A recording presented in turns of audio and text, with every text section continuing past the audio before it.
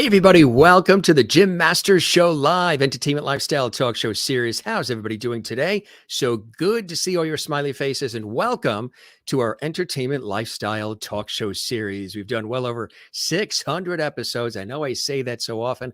I just can't believe we've done that amount of shows. We've done that amount of talking in the time that we created this Entertainment Lifestyle Talk Show Series. It's so nice to see all of you, and thanks so much for all of the lovity, as we call it here on our Entertainment Lifestyle Talk Show Series. We love having you guys here, whether you're watching live or you watch this later on at your convenience in the archives. That's right. You have the ability to do that anytime you want on our YouTube channel, which is Jim Masters TV. Tried to make it easy. Just take my name and add TV to it. You got Jim Masters TV. This is the YouTube channel. Matter of fact, while you're there, you know what helps our series out big time? All these episodes, all these great guests, the entertainment, the poignant conversations, the light, love, levity, the surprise moments, and so much more. When you subscribe to our YouTube channel, which is Jim Masters TV, that helps us big time. And don't forget to click the notification bell so you never miss any of our episodes live just about 7 days a week. We've been doing this series to entertain, to inform, to inspire, and have a good time with all of you watching around the world. We have an international audience, which I think is so spectacular. The show has just grown by leaps and bounds. Thanks for all the comments, the Instagram posts, the emails, the texts, the Facebook messages, the public posts, the sharing of the links. We love all of that. Twitter mentions and posts as well. If this is your first time watching, we welcome you to the Jim Masters Show. Kick back, relax, have a good time with us. Feel free to comment in chat. You can comment live, ask questions, comment, chat with our other lovely viewers. You can do that when you subscribe to our YouTube channel, and there's no cost to do that. When you subscribe to our YouTube channel, you have the ability exclusively as a gift from us to you to be able to chat live amongst each other and with us, your host and our guests. At any time when the show is live, which is kind of cool. Now, if you don't want to chat live, we still would love it if you subscribe to the channel. You can always comment on the YouTube channel as well. And also, don't forget to give this episode and all the episodes you love with the amazing guests we have and all the special episodes and so much more, a hearty thumbs up. Give it a thumbs up. That helps our episodes and our channel big time. In addition to that, also leave a comment on the YouTube channel as well. Hey gang, it's so nice to see you again. It was a very busy day. I had a major television news shoot earlier. We were in the studio all day with the guests that came in from out of town. We were in the studio all day and it was fantastic. Windy, cold. There's some sort of a storm in the area here. We're in the New York area, of course. Along the southern New England coast between New York and Boston. Chilly nights, but we're always warming things up with all of you when we get together and we share all this levity and all this fun stuff. Hey, with all of that said, I want to let you know, which I'm sure you already know because we've been teasing this. I am so honored. He's a fan of our series, which makes me double levity honored. I'm talking about Christopher Korman. He's a producer. He's an author. He's an all-around great guy. He's authentic. He's affable. He's witty. He's funny. And yes, his dad, Harvey Korman, the legendary, the comic genius, television film icon, Blazing Saddles with Mel Brooks, The Carol Burnett Show, and on and on and on. Harvey Korman, of course, a beloved American television film comedy legend for such a long time. Chris has paid homage to his dad, respect to his dad, has so much love for his dad and his family. And I think it's a beautiful, beautiful thing. And what's wonderful, you're going to learn a lot of wonderful things about not only, of course, the comedy icon Harvey Korman, but also the influence that Harvey's had in such a beautiful and loving way with his son, Chris. Harvey, even though he was in a very busy, demanding industry, which I know so well, working in television, radio, stage, and film, he was always there for his family, always there making sure they had what they needed, loving support. Very important because that doesn't always happen all the time in families. And I think it's a wonderful thing. And to have Chris on the show is spectacular. The son of, again, beloved comedian Harvey Korman. Chris has over 15 years experience plus in the entertainment experience himself, working with artists in various capacities, including brand building and agenting. Also a graduate of Lesley College in Cambridge, Massachusetts as well, where he studied theater history. He received training in stage management at Colorado Mountain College as well under Thomas Cochran. And following in the tradition of his father, Chris has supported such charitable organizations as nonprofits galore, such as Marianne Frostig Golf Tournament, where he co-hosted and served on the board for 22 years, and Keshet of Chicago, which he was spokesperson in 97, and the Learning Disabilities Association of America, for which he gave a keynote address in 2017. Now, his first book, oh my God, OMG, it's Harvey Korman's Son, was released in 2020 by Bear Manour Press, currently a co-producer, Euphoric Tendencies of Solour Films, a Baltimore based film company. He is working on a second book as we speak, gang. Yes. And as a matter of fact, I just want to show you this. It's really quite special. There is the book. OMG. Oh my God. It's Harvey Korman's son, Chris Korman. Isn't that a beautiful shot? Absolutely. Now, of course, you guys know Harvey, one of my favorite personalities of our time. Of course, you know, from the Carol Burnett Show, the beloved Carol Burnett Show. I had the opportunity to meet Carol Burnett on a couple of occasions. Warm, loving, affable, the real deal. We're going to talk about Carol and Tim and Vicky and Lyle and even the announcer Ernie Anderson and so much more. There's the gang together. So much fun, so many laughs. But of course, you know, Harvey classically trained as well. But then, then comes Mama and Eunice, and all of the just look at that. The love between Tim Conway and Harvey Korman, the respect. Remember when he was getting his Emmy and Tim just happened to go up on stage? If you don't see that clip on YouTube, it is there. Blazing Saddles, Mel Brooks. And we will talk about this character, remember? But, and of course, hey, remember Gazoo? Yes, absolutely.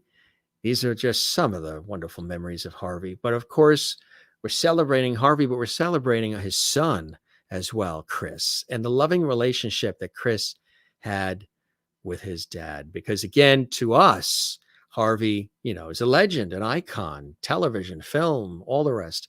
But to Chris, he will always be dad. One of my favorite pictures goes back to, he even dated it for us, 1972. This one here, you can see on the cover of his book as well. Spectacular shot. Another one a little bit later on as well.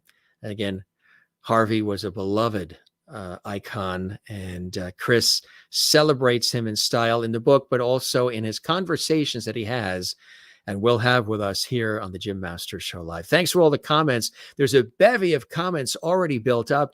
Thanks, gang. We're so glad you guys are excited to be here. It's a very special episode of the Jim Masters Show Live.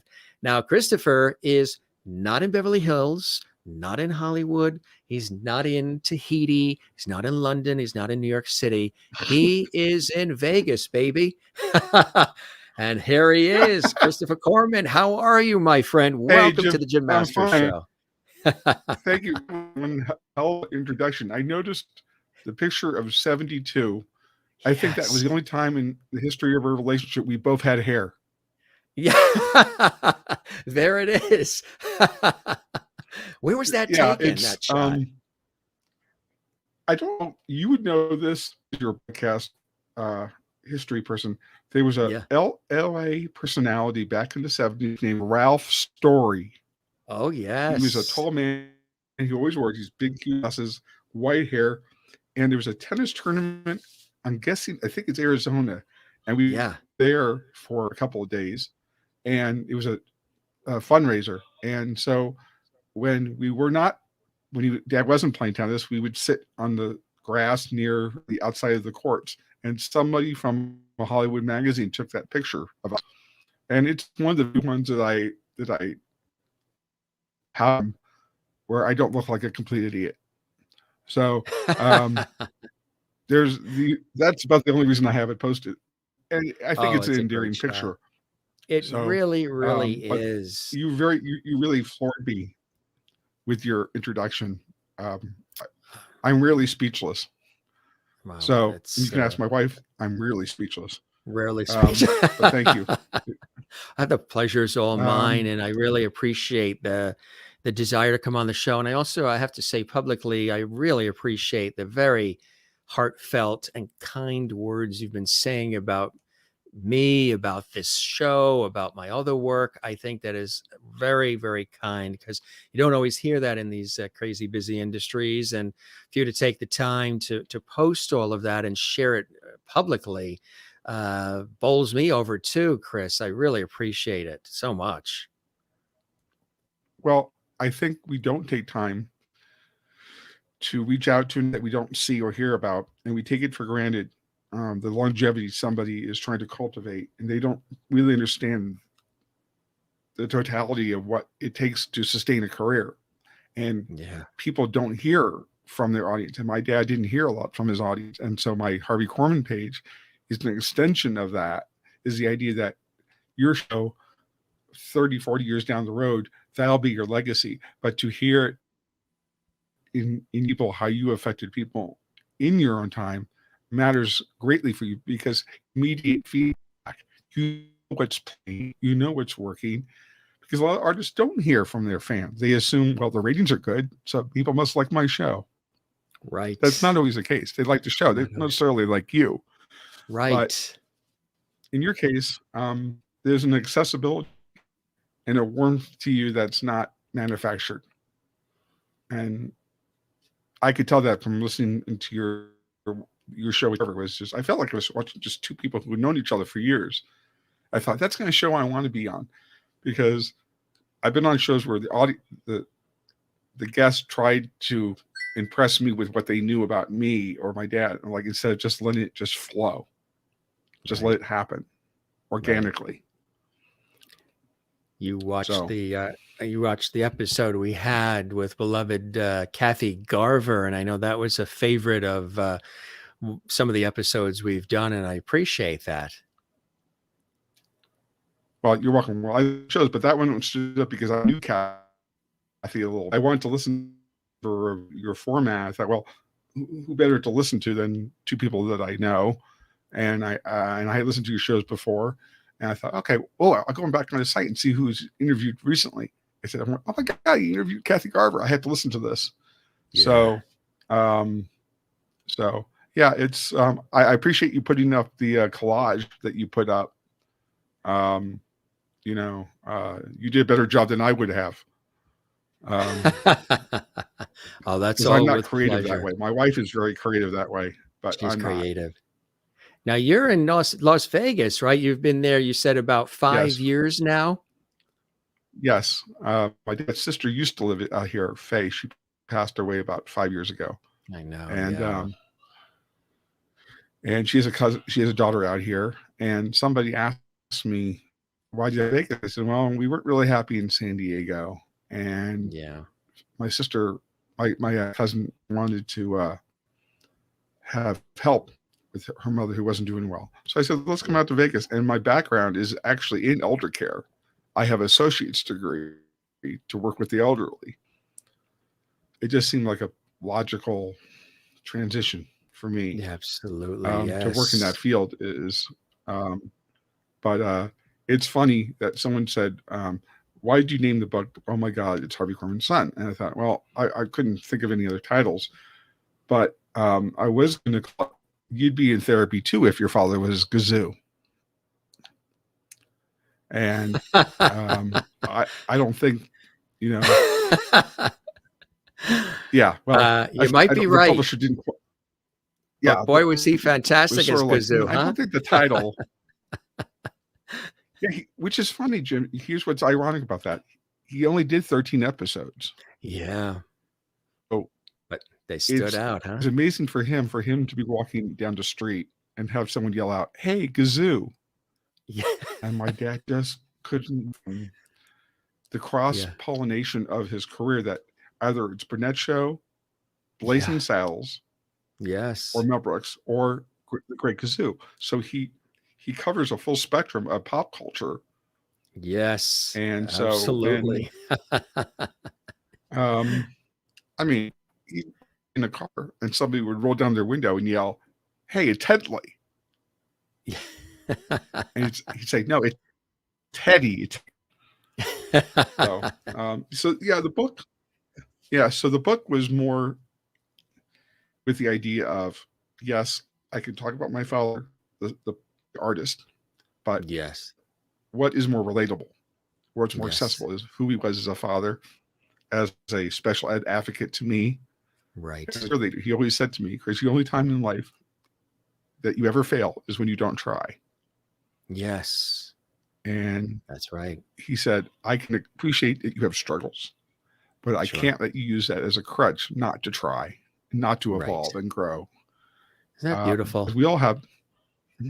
Yeah. So I jokingly said to him, that sentiment would have more credibility if you weren't dressed up in a woman's clothing at the moment. Did he say that to you when he looked like this? God, I hope not. But hey, Chris, do you got a minute? It looks like he's saying that. Hey, Chris, you got a minute? I want to tell you about the meaning of life. Yes, that's the face he usually makes. Yeah. I mean, he was incredibly versatile. He was. That's actually the Mother Marcus character is an homage to his mother and his other Jewish relatives. Well, sans the boobs, not the boobs so much, but as the essence of the playfulness that he exhibited in that role. Was an homage to his mother. But one of the things that I don't think people get is he went to Goodman Theater on a dramatic scholarship, and he always wanted to. His idol was Laurence Olivier, and he always said, whether it's sketch comedy or farce or satire, he always approached acting as an actor doing comedy, not a comedian doing comedy. He says, you always play the truth. You always play the reality. It had, for him, his rules were, it had to have a plot. It had to have conflict. It had to have resolution. It had to be believable. Yeah. No matter how broad it is, you have to play the reality and learn from him. And so he came out of Goodman Theater in 1955 with Shelley Berman and Geraldine Page. Yes. And he was going to come, Jim, he was going to go out to LA with my mother in 1960, and he was going to be the next Laurence Olivier. And all he could offer was, I'm just another Asian Jew. Yeah. So it's, he got unfairly, as many actors do, this, well, maybe you don't know because you're very versatile. It's very easy to get pigeonholed in an industry because the casting people only see you one way, because back in the 60s, we all know there were only 3 channels and PBS back then. Yes, that's right. Exactly. CBS, ABC, NBC. So if you made the rounds and the casting directors got used to seeing you, they start going, oh, Harvey. Oh, okay. So he would do a Munsters. He did a couple Munsters. He did Route 66. He did a Perry Mason. Quite a few Lucys, had a few Jack Benny, a few Red Skeltons, and before he knew it, he was off and running. Yeah. So. Yeah. It's incredible, huh? And I don't think until 1963 did he get really established on Danny Kaye. Right, exactly. So, you asked your questions. I've been rambling on here. No, it's fantastic to hear it from you. You are the source. You lived it. You breathe it. I think it's spectacular. For you, having a dad who is as famous and beloved as a Harvey Korman, what was that like for you? For some, it's not always easy. They're in a shadow, or they feel like they'll never be able to equal, or they're just not even getting a chance to see that person who is the icon. In your situation, your father really made it a point to be there, to encourage, to love, and to to support. And I think, which is wonderful, is the book, as well as just in your everyday commentary when talking about your father, beloved Harvey Korman. It's a celebration of who he is, a celebration of this man of great character and integrity and talent and technique, who also was a real person and who was your dad. Tell us about that. Well, it's interesting you said that, in the way you phrased it that way. When he died in 2008, I didn't have the luxury of mourning on my own terms. I had to share With the that world. moment with the whole world. So I can't have the luxury of saying, hey, everybody on Facebook, leave in weeks or 2 weeks. I didn't have that luxury. I had to share the process of grieving with people who saw him as, oh, that's Harvey Korman, the Burnett Show. Yeah, but he's my father. Yes. My son Scott lost a grandfather. My wife lost a father-in-law. Yes. So, but you know what? Here comes that level of ambivalence that you feel by being a child of a celebrity, as I'm sure Kelly Conway or any child of a celebrity will tell you. We have to share our loved one with the rest of the world, because to everybody else, they're a public figure. To us, they're the parent. So to learn, I've had to learn to share him with everybody else. And everybody on Facebook is saying, father with us. I'm like, no, I had to share him with all of you, because he is a public figure. But the way he balanced out the LD was from September to May. It was like a school year on the Burnett Show. From September to May, Yes. they did their season. From mid-May, early May, maybe July or August, they had 3.5 months off. That was family time. So he knew inherently, because of his schedule, he could separate Harvey the performer and Harvey the father easily, because this will permitted for him to do that. So we could go on trips with no problem. We could do things. We could go to Dodger games. We could bond. We could go play miniature golf. Those are the times I cherish, because it had nothing to do with the landscape of show business. It was a father and son sitting in a ball game, him teaching me about a double switch, eating peanuts, or going miniature golf. And it was just about me and him. It wasn't about show business. It wasn't about LD struggle. It was just about father and son just bonding. And that's all it was to me. Yes. He didn't have to do anything for me. He didn't have to buy me anything. I didn't measure his love by what he did for me, but who he was to me as a father.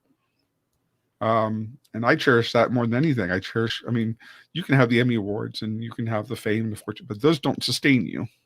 No, they don't. It's the memories that sustain me. Yes. So, yeah, I mean, and as far as the parent part of it is, when he came to school, Jim, he was a parent. He wasn't Harvey Korman, the performer. You got a full-fledged, very articulate, very enlightened parent who understood the American Disabilities Act.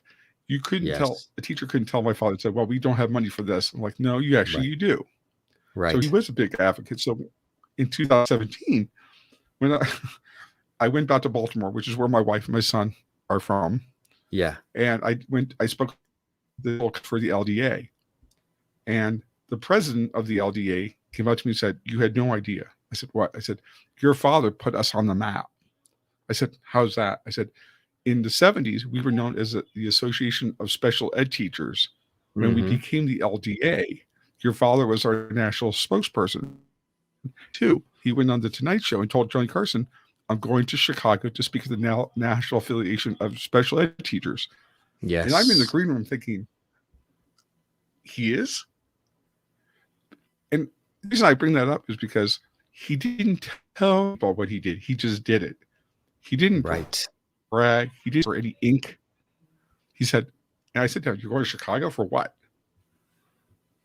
Deep dish pizza? I mean, really?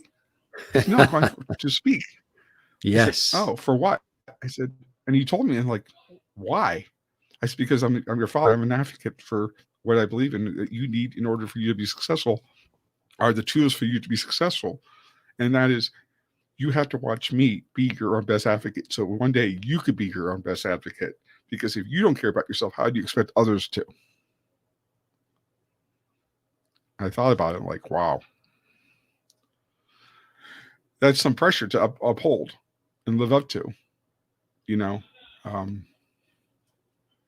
You think, well, yes, my father believes in me. How can I not be? How could I not? So my efforts in helping other people, whether it's an advocate or speaking about special ed or theater, is I'm taking all the people that help me this journey with me. I short sheet myself. I'm short sheeting them. Yeah. And so, well, for the audience who might not realize, you know, your folks realized that you were born with a learning disability, but that didn't stop you. That didn't stunt you. Your family, your parents, your father really understood this, and they wanted to make sure that you got the schooling and the education and the love and the equalization that a child needs early on to understand that you are I am you, and everything is okay. And we're going to do what we need to do to make sure you get what you need.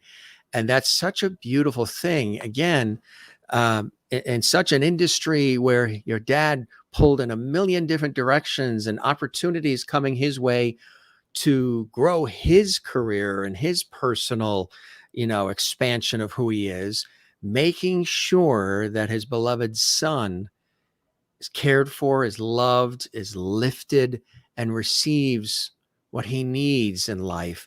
Not just money, but the love and the care and the encouragement. A very, very beautiful thing. And obviously, it has impacted you profoundly, and you still carry it with you. And that's why you're so beautifully bent on paying it forward and helping others. I think that's a beautiful thing. And your father recognized that early. And I think it's very special, Chris. Well, thank you. Well, when we had the golf tournament for he stopped after 13, and then I co-hosted it with other people.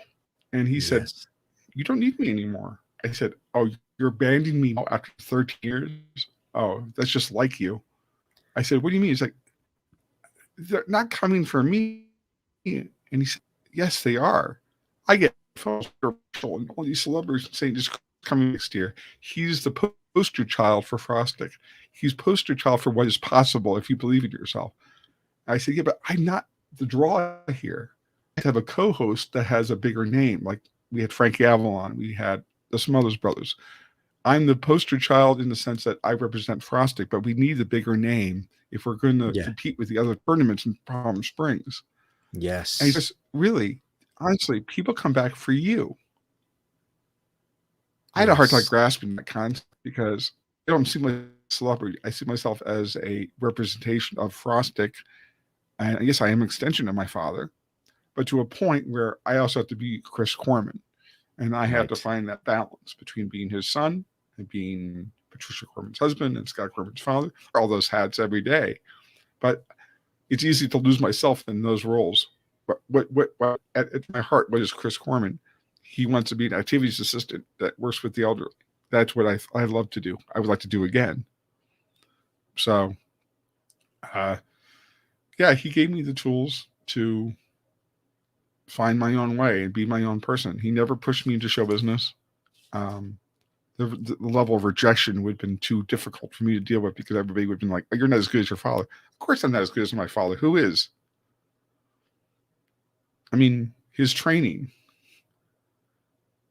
allows him to be as good as he was. I could not even fathom being as good as him. And even if you told him how good he was, he still wouldn't believe you.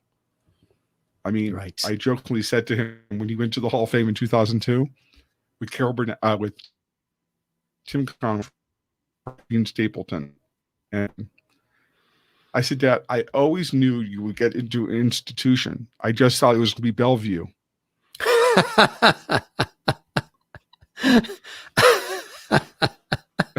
And he said, me too. You look so much like him, Chris. I said that earlier when we were chatting before we went live. You look so much like your dad. You just have the same spirit in your eyes, which is so beautiful. Oh, thank you. Yeah. I appreciate that. But he pushed. Yeah, he shouldn't say he pushed. He advocated me doing theater for no other reason. And for those, I don't want to get on a soapbox about this, but someone asked me what is the clinical diagnosis of a learning disability, and it's my challenge is the ability to retain information. So he said, if you're going to do something you love, like acting or theater, apply the retention challenges you have to that. I said, what do you mean? It's like, if you love theater and you have to be off script by the end of the week and you have 150 lines to memorize, how are you going to memorize? I said, I don't know. I said, take a tape recorder and put all your lines on a tape recorder and then play and see how close you can get to capturing the essence of what the line is, and then go back and see if you. So he wasn't preparing me to become he was preparing me to use these retention skills to retain myself, to train myself short-term, long memory skills. Yes. And I didn't realize at the time that's what he was preparing me for. So when I would go to the golf tournament the next year, people are going, how do you remember his name? Because I learned a word association. If I remember by somebody, oh, you're from Chicago. You're from New York. And people go, how do you remember that? We haven't seen you in a year, Chris. I said, because I associate a person with what they do or where they're from. And that's how, so the retention thing was something that my father really instructed me to really focus on. So, he was ahead of his game when it came to being an advocate. But like I said, the LDA, the president of the LDA came up to me. She gave me a big bear hug, and she said, "Thank you so much for sharing about." And the genesis of my speech was basically creating your own niche in the world that is like you have in your own world, is to create so different than what everybody else is doing. And how you do that is, my father used to say, don't give the country what you want, what they want. Give them what they can't live without. Right. Yes. And he said, and he put that in my head. So that was my hour presentation. And all these women are coming behind me and saying, you have no idea what your presentation has meant to us. Mm-hmm. You have really graced your father by coming up and 30 years later doing a speech for us. And I don't know what made me do this in front of 40 people. I said, it's just my luck. I have to follow a cross-dresser from Chicago. And she's like, what do you mean cross-dresser? I said, all the cross-dressing on the Burnett show. She goes, oh, I get it now. Okay. And people just look like, I don't get cross-dressing. Oh, okay, I get it. Yep. He set the bar. There you go. See, I don't have the legs to pull that outfit off. He had better legs than I did. So, actually, it's funny you say that because I wasn't thinking about the legs. Neither was anybody else in that sketch. What legs? You see legs? Yeah. See, I see that, and I think I must need readers. I don't see legs. No, I see that picture. And I think Kate Smith, Ethel Merman, or Lainey Kazan from My Favorite Year. That typical Jewish grandparent that everybody has, right there. That's basically what down. he was. Let's eat. Yeah. Let's eat. Yes. Yeah. That's the and I'll tell you that. Funny you say that again, Jim. That is a transition that I wanted to make. To my father, food was love. Baseball was love. Yes. What do you like? The Chicago White Sox or Cubs? Who do you like? He liked the Cubs. He loved the Cubs. Yes. Yeah. He unfortunately was not around to see the Cubs win. I don't think. To see them win, right? I know. I wish he had. I wish he'd been around for the 2020 Dodgers. He would have been. But yeah, my bond so much. We go to Dodger games all the time.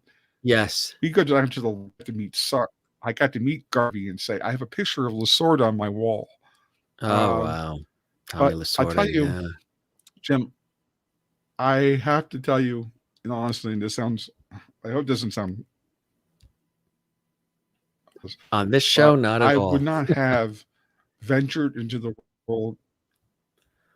Well, I think about this. I wouldn't know you. I wouldn't know the people that I have in my life if my father had not been who he was. So, as I say, fame is fleeting, but really forever. And I mean that not only for you, but people who I've got to engage, performers I would never have ever thought of becoming friends with. It's so honored. It's great to meet you, Chris. I'm like, you're you and I'm me, and you're excited to meet me. I became friends with John Biner not too long ago. Yes. Oh, sure. Yeah. And he's like, oh, I loved your book. I'm like, you read my book? Yeah. I said, I had no idea who your father was in terms of your LD, and we've become good friends. I'm like, but you're John Biner. And every time I said, hello, Mr. Biner, he said, will you please call me John? I'm like, I can't call you John. Yes. And my father was the same way with Jack Benny. Jack Benny would say, Harvey, call me Jack. My dad said, I can't call you Jack. He said, you're my idol. You're an icon to me. Right. So my father never could really accept all the people he's worked with, Skelton, Burnett, Lucy, Mel. He could never fathom the idea that they would say Lucy, any of them. Yeah. And for him to go into the Hall of Fame with his idols, it's like, come on, really? I'm a schmo from Chicago. I'm just a sketch comedian. And I said, Dad, you're not a sketch comedian. So that's what people think of him the most for. Right. Yes. And the vernacular of the business, he was an actor who could do it all. He's classically trained. Yeah. And correct people and say, don't call. He is classically trained. He stuck with Udogan. And he studied with Herbert Berghoff. And I jokingly said to him one day, I said, with all your classical training, I mean, you have an existential crisis just saying good morning. I mean, you could do 20 minutes at the icebox. Yeah. You know, you do have your father's. You have your father's delivery. You know that? You have his deadpan. I do. You have your father's deadpan delivery, and it's a good thing. You do. Oh, I didn't know I did. Okay. You do. Oh, yes. I'm very observant, my friend. You are very actually. You're the first person that's actually told me that. Oh yes, you have it. Yeah. I mean, I don't know if I have his cadence, but I have his. Yeah.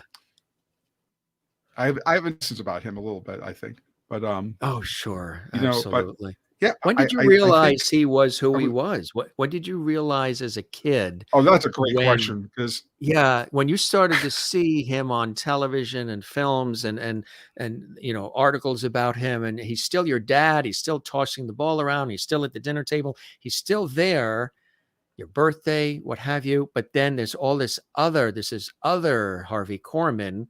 When did you realize, the guy down the street is with his son and they're going over here in the station wagon, but my dad right now is on CBS with Carol Burnett and laughing and dancing with Tim Conway. Huh? When did that click in for you? Right. There are a few times when I think I had to appreciate who he was through the eyes of someone else who was bigger than he was, saying to me, I idolized your father. I'm like, yeah, but you're 20 times bigger than anybody that I ever met. And we were having breakfast in Hawaii for a golf tournament in 85. And I just turned 18 and moved the drinking age in Hawaii back to 18. So I was having a great day. And your father made some phone calls and had that happen just for you. Best ball or round robin. Every golfing team had to start from a different hole. So you had to get up around 7, 8 in the morning and go for breakfast. So I'm facing you. Coming behind me is Burt Lancaster. I have eggs in my mouth, so I'm trying not to talk and chew at the same time because that's not dignifying. And I'm trying to talk between my teeth. Dad, Lancaster is coming your way. And like a bad comedy routine, my dad says, "What?" loudly. I said, Burt Lancaster's coming your way. He said, what? He's like, are you kidding me? Really? I said, do have a question, Burt Christopher. Lancaster's coming your way. The Well, moment those I eggs got that out of my poached mouth, eggs? Burt Lancaster tilts his head over and says, Harvey. My dad tilts his head. Burt Lancaster. Now, I'm still trying to chew my food, so I'm not talking. Yes. I'm saying nothing. I'm chewing my food quietly. Burt says, oh, Harvey, do you mind if I sit with your son and have breakfast? Yes. To Daffy mode. He couldn't talk for 20 seconds. Yeah. So Burt sits down. Right. I moved over so he could get a booth. Now they're staring at each other. No one's saying a word. Now I'm thinking somebody's got to break the ice here. Somebody's got to say something somewhat intelligent. Yes. Right. So I said, Mr. Lancaster, all your great movies, trope, and all, and just on. And he stopped me and said, Chris, I'll tell you the reason why I came over, because I have been such a big fan of your father's. And my dad I'm glad my dad's breakfast didn't go up in the air. But he's like, what? Yeah. I said, Burt, it's like, my wife and I have been watching you for years. I could never do what you do, Harvey. Yeah. And there's a fallacy in this business. We assume everybody else in another part of the business can do what everybody else does. And that's not true. No, it isn't. I mean, it takes time and attention. My dad could do dramatic role. Right. So I think from that moment, I got like, Burt Lancaster's now telling me in front of me that he admires my father's work. I said, that was mind-blowing. But to have Rob Williams, I idolized your father to my face. My dad directed a Carol Burnett special with Robin Williams and Carl Reiner in 1987. Oh, yes. And I'm renting to Robin's agent, who was sitting in front of me. Oh my God, I was scared to work with Robin Williams this whole week. He was so intimidated because of his image of, being a great improv guy. And my dad didn't know how to engage Robin. And Robin's agent turned around, looked at me and said, you are so full of what? I said, what do you mean? I said, Robin was scared shitless to work with your father the whole week. Robin admired your father so much. Yes. And I'm like, you have to remember generationally, I'm 54 years old. You're young. My generation was Robin Williams and John Ritter. I grew up with those two. So those are my comic idols. But but to have Robin Williams say, idolized was like your father, right? This is just surreal. I mean, right. Then I got it, Jim. In the annals of the business, and then when he went to the Hall of Fame, I got it. Yes. Yeah. But he didn't get it. See, here's the thing: is my father never. That's a beautiful thing in a way, right? Right. Humility is a nice thing, but it gets to the point where it becomes nauseous when he starts apologizing constantly. Then you go, shut up and shut up and take the compliment and let's move on. Yes. But he couldn't, Jim. No, he couldn't. He just could not see. Didn't see it in the himself. Annals of the business. Yeah. And it's a strange thing about this business, Jim, is if you look at the movies, look down on TV. TVs look down on theater looks down on the movies, and the movies look down on TV as far as legitimate acting.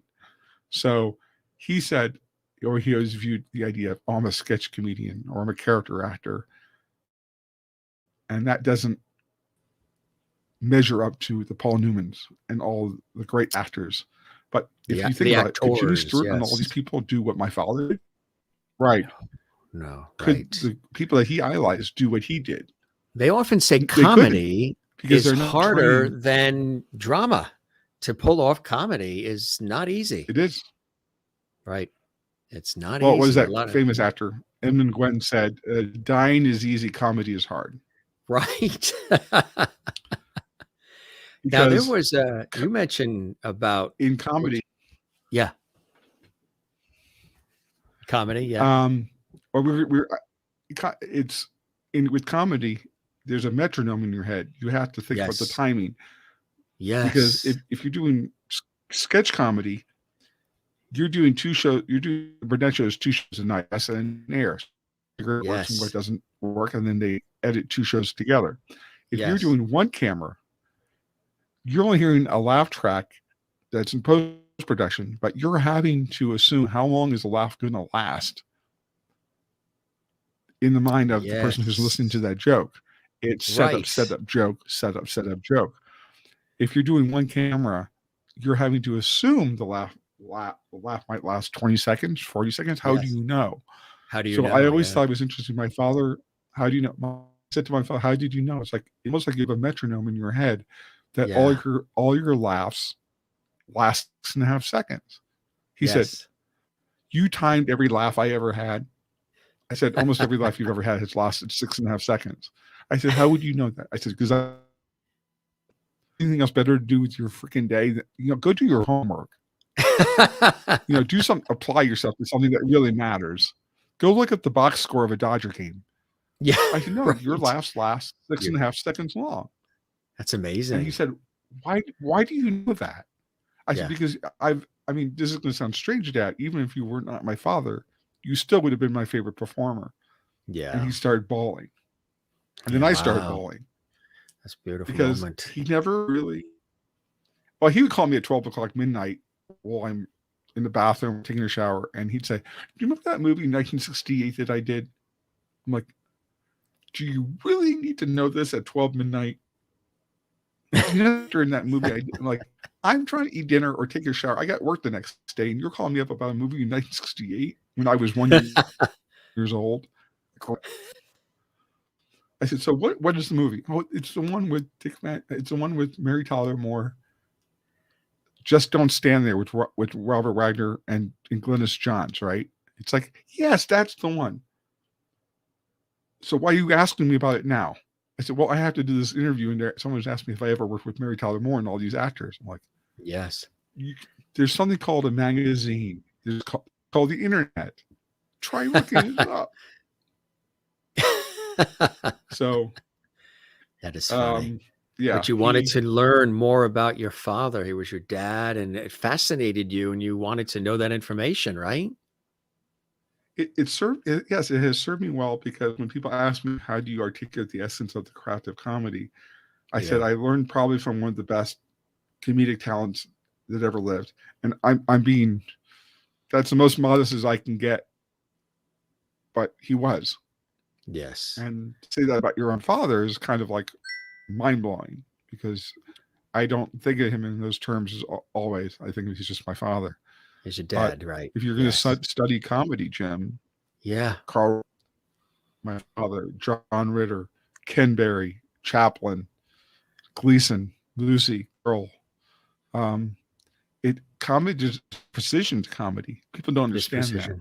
It's a very fine art in understanding how to hold for a laugh, how little laugh. Yeah. And the people don't understand it. Some of them more than others. Yeah. So the whole idea about me doing some mentoring, going around the country, or doing line mentoring with theater group, sharing my wisdom with other performers, but to do it in a way, to do it through the prism of the teaching style of that program. I'm not going to usurp anyone's authority or come and say, hey, I know it all, but how can I expand on what I learned from my father with your students, your outgoing students? Right. So because they go on the world, it's a rat race, trying to get an agent, trying to get a manager, trying to know how to put a demo together, all those things. Very much how to so. navigate the business. It's you know this. You're in one of the most competitive worlds. Period. So it's that matter. You distinguish yourself from everybody else that's auditioned that day. The director has seen 10,000 actors, and I've had people ask me, "What do I say?" My dad will tell you this: leave it on the stage. If you're afraid to fail an audition, what makes you think you're going to get the role? What do you have to lose? Just blow it out. Don't be afraid to use your instincts, because the director doesn't know what they're looking for. The producer doesn't know what they're looking for until they see it. Right. So he can't trust his instincts. What are you going to go on in your life if you don't trust your own instincts? That's all an actor has, is their instincts and craft. And if you don't believe in that, as your foundation, how do you expect to get the role? That's So right. just go in there and just say, hey, I'm just going to play this scene the way I think. I'm not going to do it Robert Preston's way or Mary Tyler Moore's way. I'm going to give you Chris Korman's version of this character or Jim Masters' version of this character.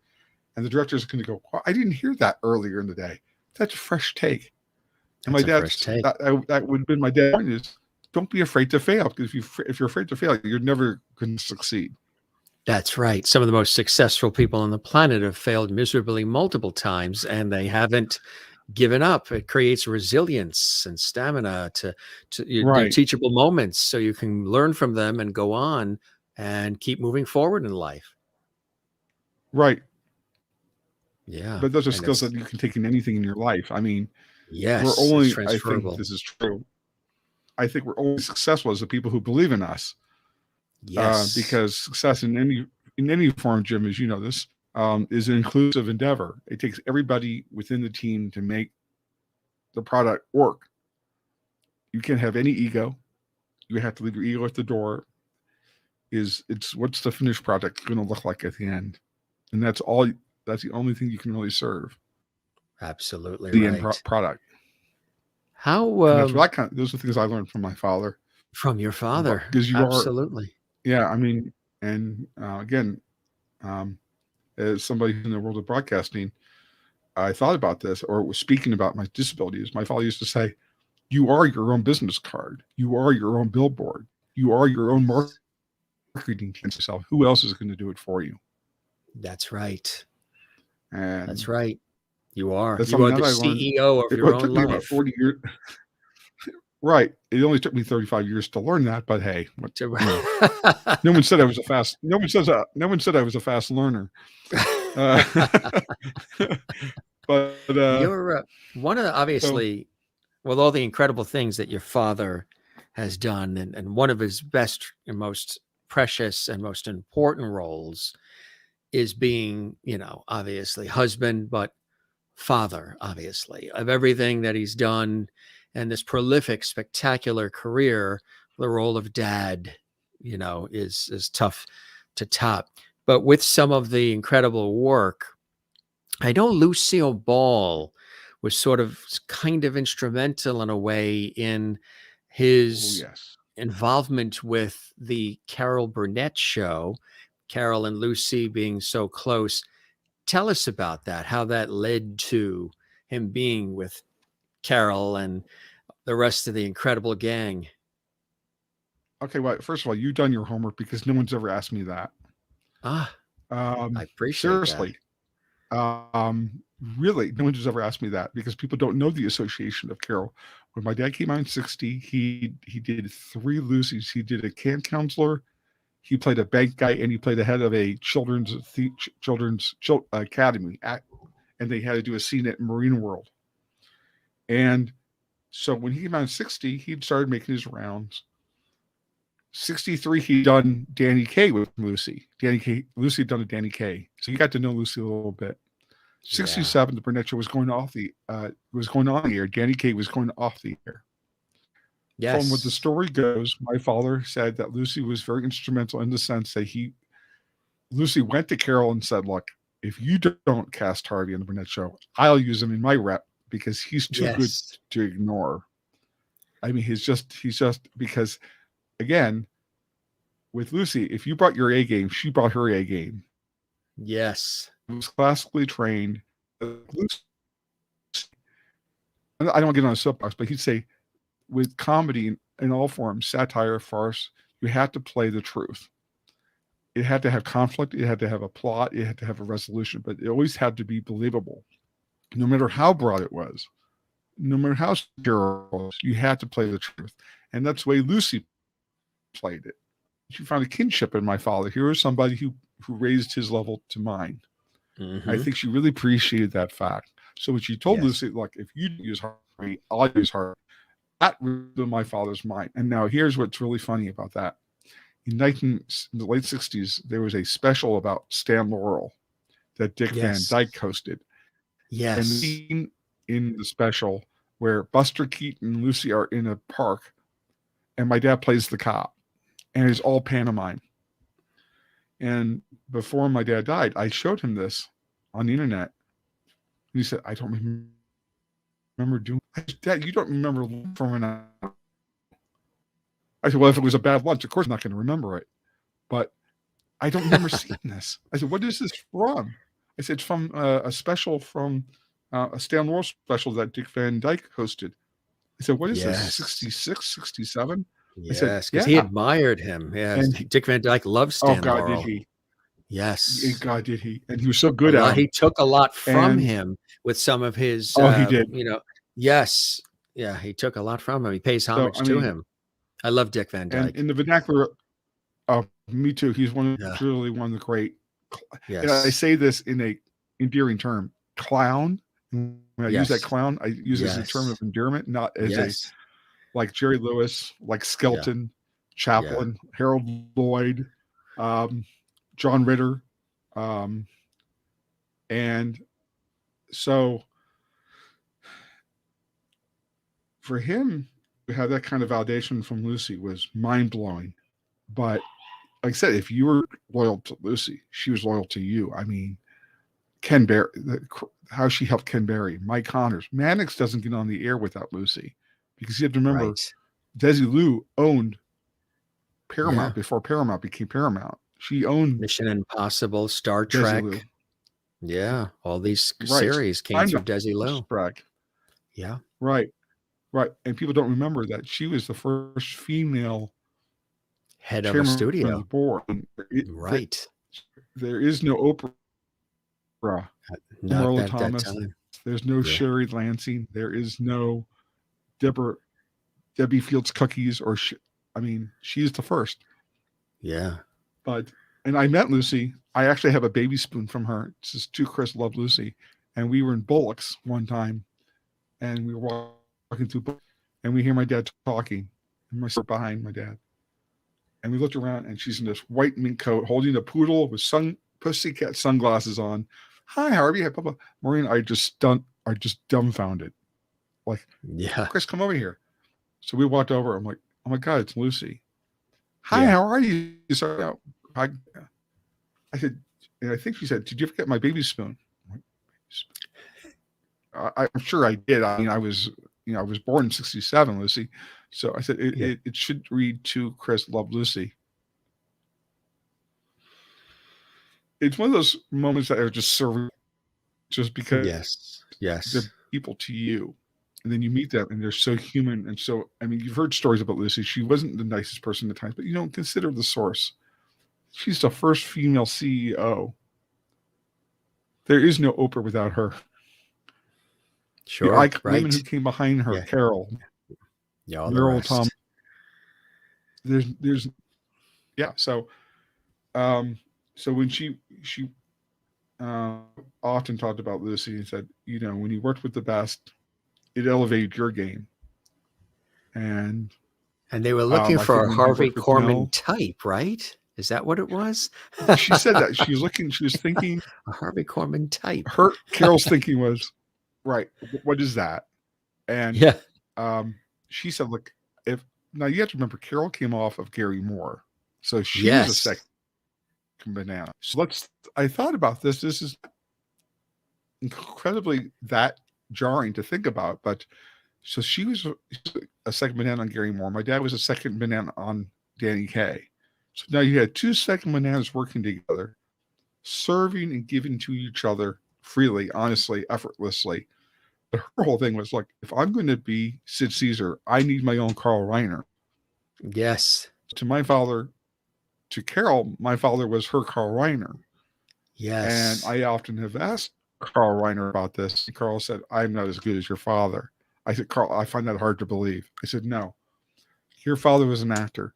And I'll tell you, if there's anything that has ever been said about my father that captures who he was as a performer, I think Carol said it best. And even Vicky said it best. Yeah. Carol said, when Dick Van Dyke is wearing a dress, it's Dick Van Dyke wearing the dress. When Harvey Korman wears a dress, it's a character. It's the character. Yes. And what Vicky said about my father was interesting. She said there's a fine line between Shakespeare and comedy with Harvey. And Harvey always knew to walk that line because, again, back to the idea of to my father, everything had to be played for the truth. So it always was an actor doing comedy, not a comedian doing comedy. Right. And people are going to remember him that I think he was a Renaissance performer. He could do it all. He did live performance with Tim. Him and Tim toured for 10 years. How did from the age of 70 to 80. There's this wonderful relationship, and and it's widely known. Matter of fact, Carol Burnett talked about it when she did that tour, when she had her book. Remember, she was going around the country with her book, and she did Bump Up the Lights. Yeah. And she did Q&A with the audience. Right. Yes. And she talked about, because a lot of people say some of their most beloved moments of the Carol Burnett show was when they sort of went off script. When Tim would start something and your father, just the reactions and the snorting and the trying not to laugh and try to stay in character, and how Carol would really try very hard never to laugh, but then sometimes she and Harvey would be laughing, or Right. Tim would come in with something. This relationship with your father and Tim, because Tim originally was not a regular on the show. He was sort of like a guest, and then they brought him on as like a regular, which really enhanced the show. And then this development of relationship between your dad and Tim Conway is comedy and television gold. It was a unique, unplanned partnership, friendship, and relationship that developed as time went on and just became seasoned and better, which was extraordinary.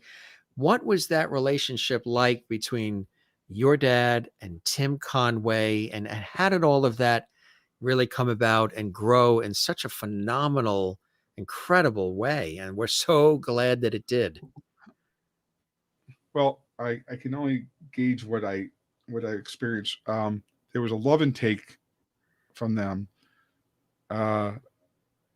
With Carol Burnett show, everybody else was everybody else's straight man. Everybody fed everybody else. The love and respect, because when Carol went on the air in '67, nobody thought it was going to go. CBS didn't have even on their network schedule. No. Her whole is just let's just love each other. Let's have fun, and the audience will pick on that.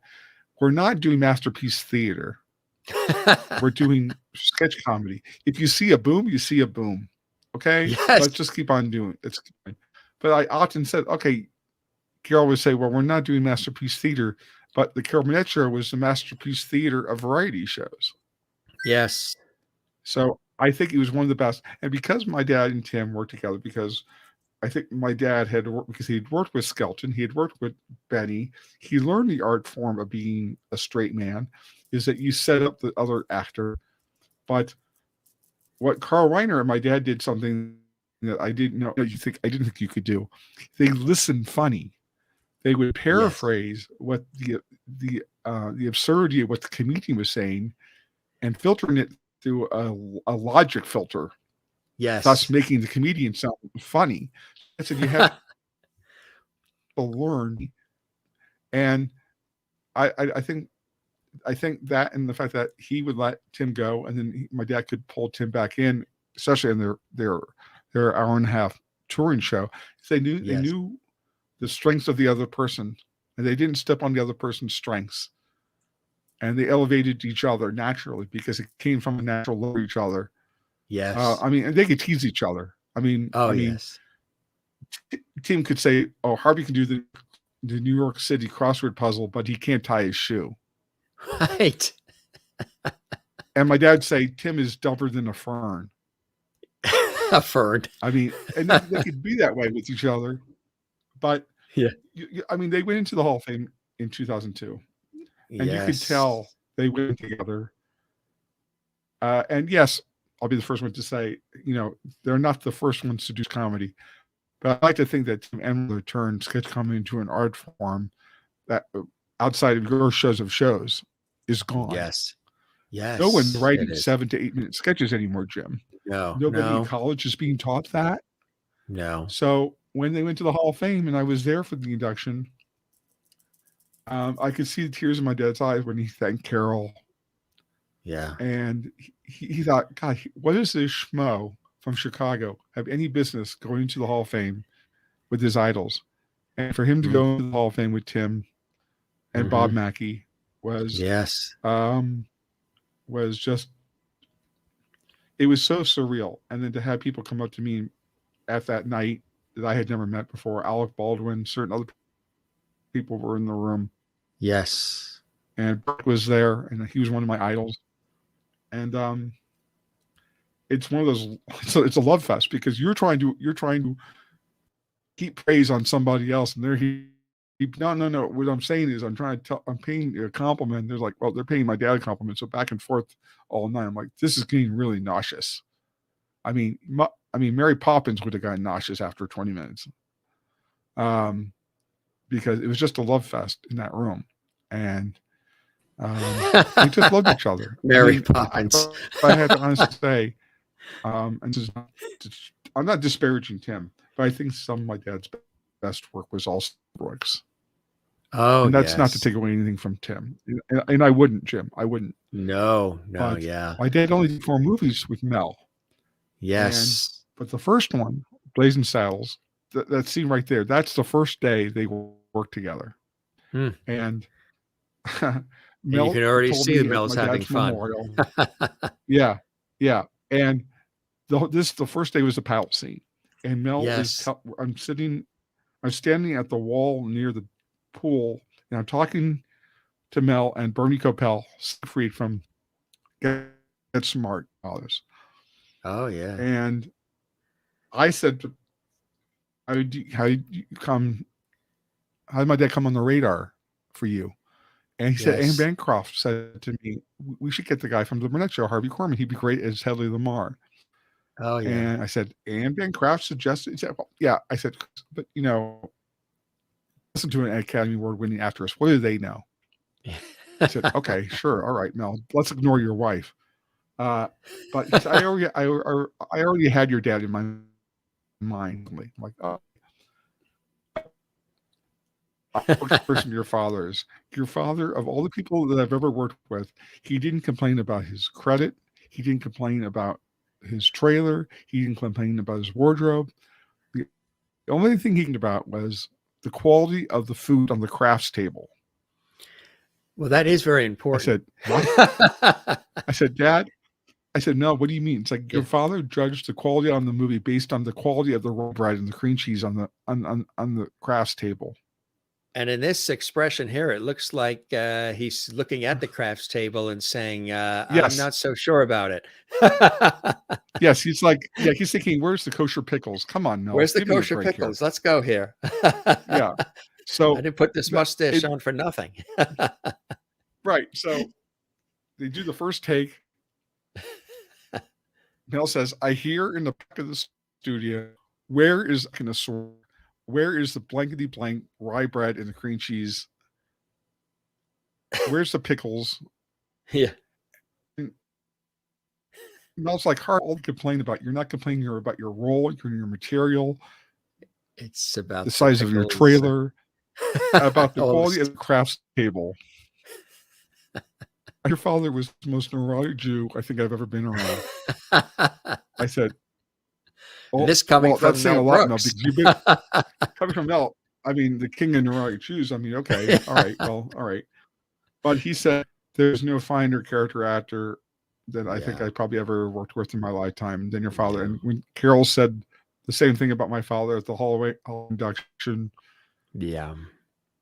coming from Carol, that means I meant everything to my father. But when every time I talked to Carol, and I talked to her after the memorial, and I said to her, not that I have to tell you this, Carol, but I don't think there's anybody in our family that has occupied my father's heart other than you.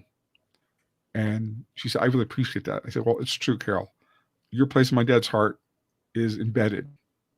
I mean, there's nobody who could replace you in my dad's heart.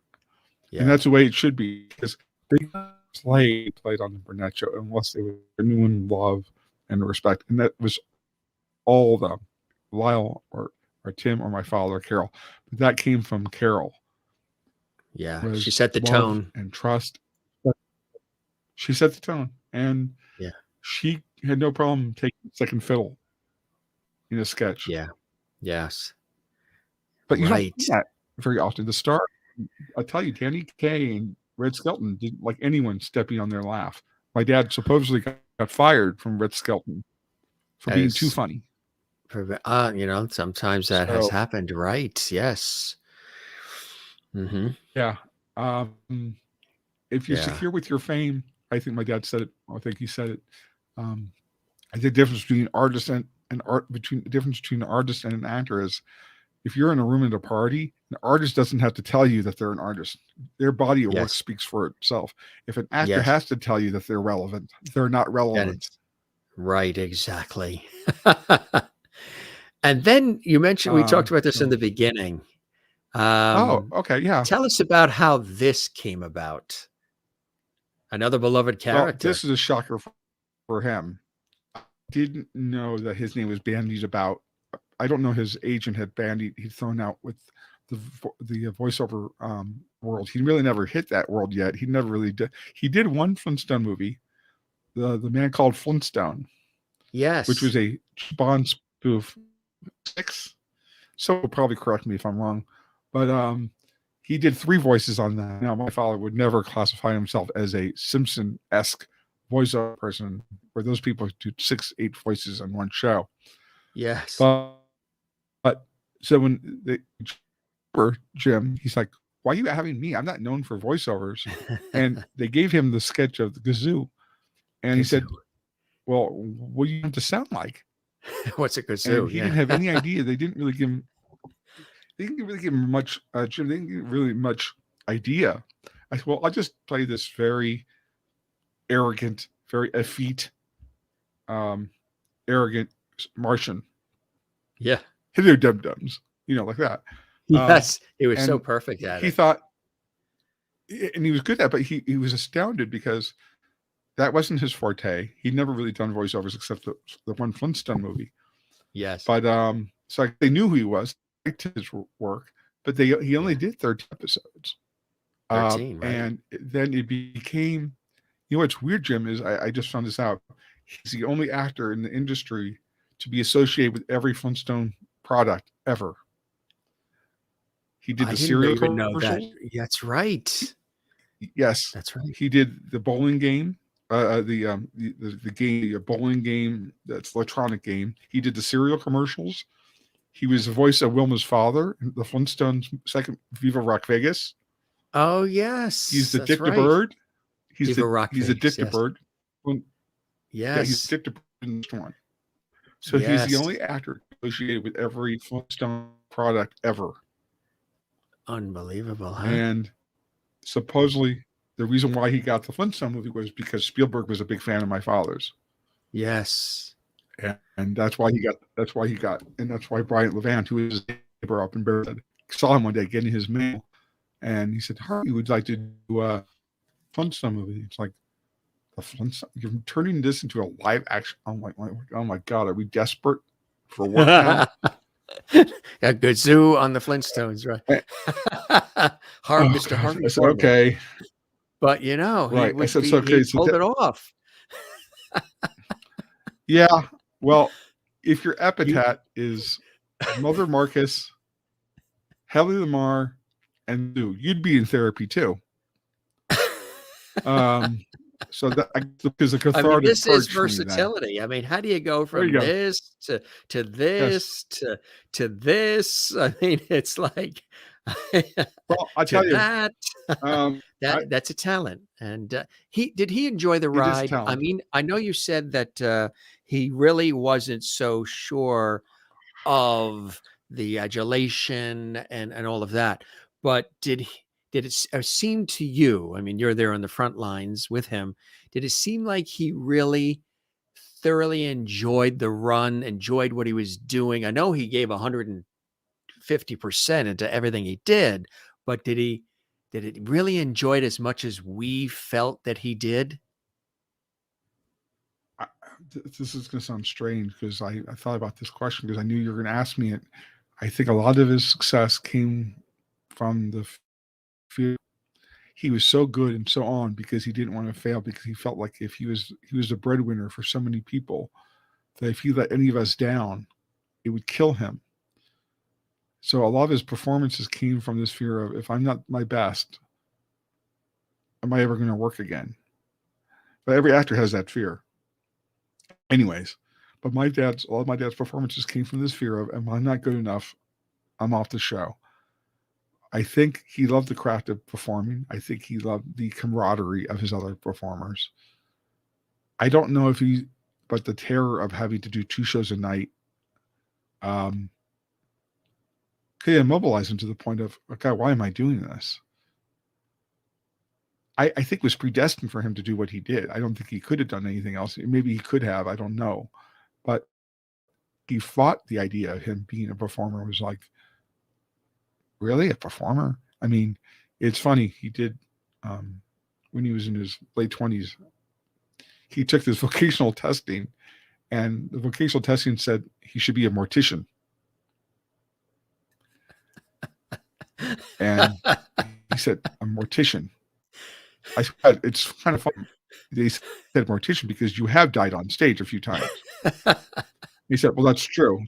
Please stop talking to your mother while you're at it. See what I mean? Said, you just became him. The way you did that so deadpan, and the way you delivered it. Okay. You became him reincarnated. It's so fantastic to see. He lives on in you. I know. Well, which is a blessing, you know? It is a blessing. The sad part is he took the same test a year later, and he cheated on the test, and he came out the same way, mortician. How did he? So what I want to know is, how did he never cheat? Prosper. I don't know how you cheat a vocational testing. Knowing my father, you fail. But I think he loved the camaraderie of working with Mel and Carol and Tim. I don't know how much he actually liked the end result. I mean, he didn't watch his own material. He hated watching himself. Yeah. Most actors do. Right. They don't want to, they second guess themselves. Oh, I should have done this. I should have done that. And that's a death knell for any performer, because you can second guess yourself right out of a role.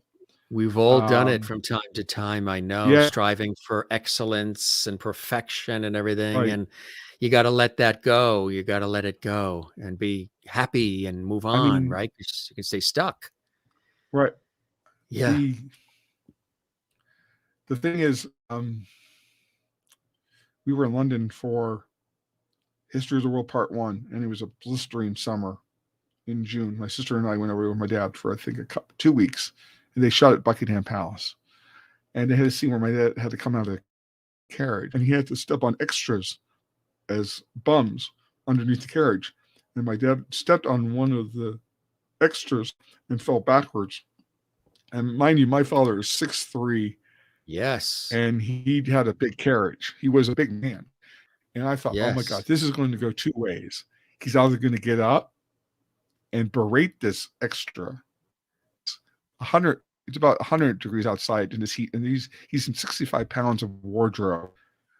And so 2 things are going to happen. I come up blistering mad at the extra, and my sister and I are standing there watching this because he fell back on his back. So I thought, I don't know, his spine. Right. Yeah. And again, knowing my father, he didn't rat people out. He didn't complain. He was not surly with other fellow artists, because everybody knows they have a job to do. Right. Oh my God. Okay, what's going to happen? He's going to get up, and he did them out. Can the extra move his body just a little bit this way, or him? Because I don't want to do this. I don't want to keep on doing this, and I don't want to hurt this guy. Right. And the extra man was like, oh my God, here's a performer caring about me. Yeah. He couldn't believe somebody like my father, this big, would take time to consider, we all have to do this together. Right. Comedy is a process. If this guy does it again, Mike could be badly hurt. So out of the consideration for everybody who's out here in the 100-degree heat, can we get through this?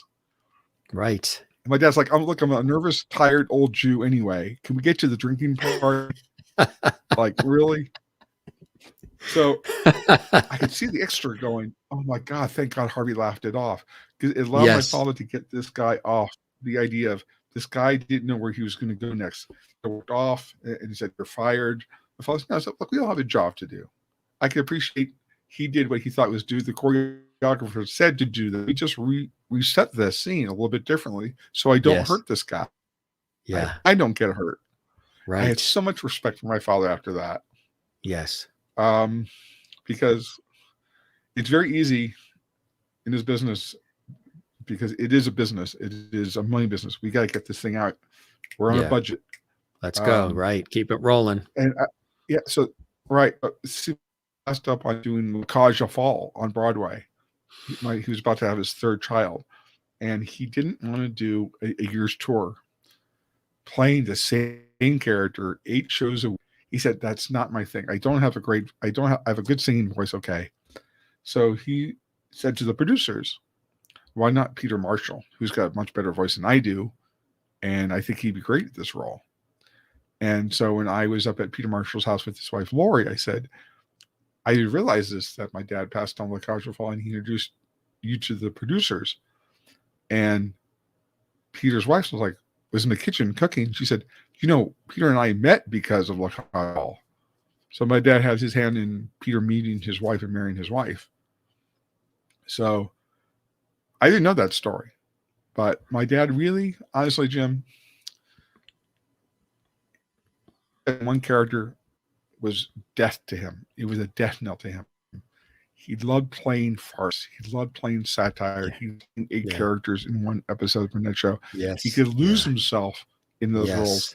And it becomes, Jim, in a way, cathartic for him to lose himself in that role, because he never knew who Harvey Korman was. He was this character actor. He was right. So I said to Peter, I said, "Well, I owe everything to Harvey, because if Harvey not passed on Keshet of Fall, I don't know where my career would have gone. And I met Lori because of your father passing on Keshet of Fall." I said, "So everything happens for a reason." And I said, I said to Peter, I said, "Who do you talk to? I mean, all your contemporaries have passed away." And he said, "I see Artie Johnson once in a while." I said, "Oh, you have to say hi to my cousin for me." Peter's like, "What?" And Lori said, "I heard a drop dish." I said, Lori's like, "What?"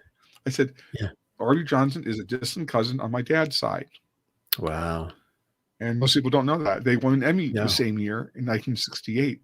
He won for Laugh-In, and my dad won for Burnett Show. And so died years ago from non-Hodgkin's lymphoma. Yes. But so when I said, "Peter, if you see Artie," and he was in bad shape, just Artie, my love. And Marshall, who wrote forwards to my book along with Carol, have been 2 people in my life that far surpass who they are as performers. I could say that about a few people: Artie Johnson, Carol, Betty White, Ken Berry, John Ritter. These people who were, as famous as they were so human, accessible as people, that who they were as artists transcended anything. You really appreciate who they were away from the arena of performing. Right. That when you were around them, it would always be you. Yes. Right. "Carol, come over here." I was like, "What?" I said, "I never wanted to bother Carol." I was like, "Come in here." I said, "What?" I said, "She'd be in her dressing room. Her dressing room was open." I said, "Just come over and talk." Yes. My guy has speech impediment. I have a learning disability. Yeah. Didn't care. Carol never treated me any differently than I was always a hug and a kiss. And she always called me Chrissy. Yeah. It was a term of endearment. Very few people call me Chrissy outside my wife and my father. Anytime I saw Carol, it was always Chrissy. "Hi, Chrissy." People say, "Why are you calling a grown man Chrissy?" It's like, well, it's a term of endearment, and it's okay. She calls me Chrissy. She can call me whatever she wants, frankly. But she's like, if she was doing Mama's Family, and I'd go off to a commissary, I said, "Carol, can I get you anything? I'm commissary." It was like that. There was no ego. There was no, "I'm calling you Chris." Yes. You had also a wonderful story about Ernie Anderson that you wanted to tell. And of course, the beloved announcer on the Carol Burnett Show, but then also the voice of ABC for so many years. Right. Well, Tim and Ernie started off with each other in Cleveland. They were Cleveland, Channel 5, in Ohio. Right. So Ernie and Tim had already known each other. So when Ernie became the voice of ABC, he'd been on the Burnett Show a couple of times, and he did a movie called Long Shot about horse racing with Dad and Tim. So have these gigantic events at his house, like a ballroom, and he'd have these like relays, like Special Olympic type things, and he had all these celebrities, and everybody wore a different shirt. And you had to like do a jungle gym, and you had to get on a tricycle and go around 3 times. And it was like it was a maze throughout his house. And Ernie and Edwina, his wife, would have 300 people at their house. It was a gigantic house. And this one time, I'm not the most coordinated in the world. I'd be the first one to admit this. And somebody who has hand-eye coordination should not be doing relays. That's like asking the dyslexic person to, somebody who's not coordinated shouldn't be skiing. Let's put it that way. Don't put me on skis because I'll kill myself. I'm lucky if I can get out traffic of this without killing myself. Right, directing traffic. Right. So we're on these relays, and there's 3 of us going on these jungle gyms, and we're running. And like I said, I'm not the most coordinated human being in this world. So we get to the exit, we get to the finish line, and there's a rope. And I felt bad because I came in last, but it was just a fun day. But when you have a speech impediment, learning disability, you have these challenges.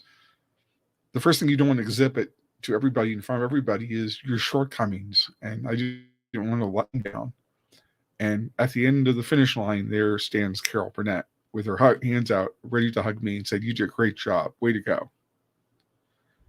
You have no idea what that meant for somebody with a speech impediment and learning disability who does not have a great sense of self-worth, self-confidence, and to hear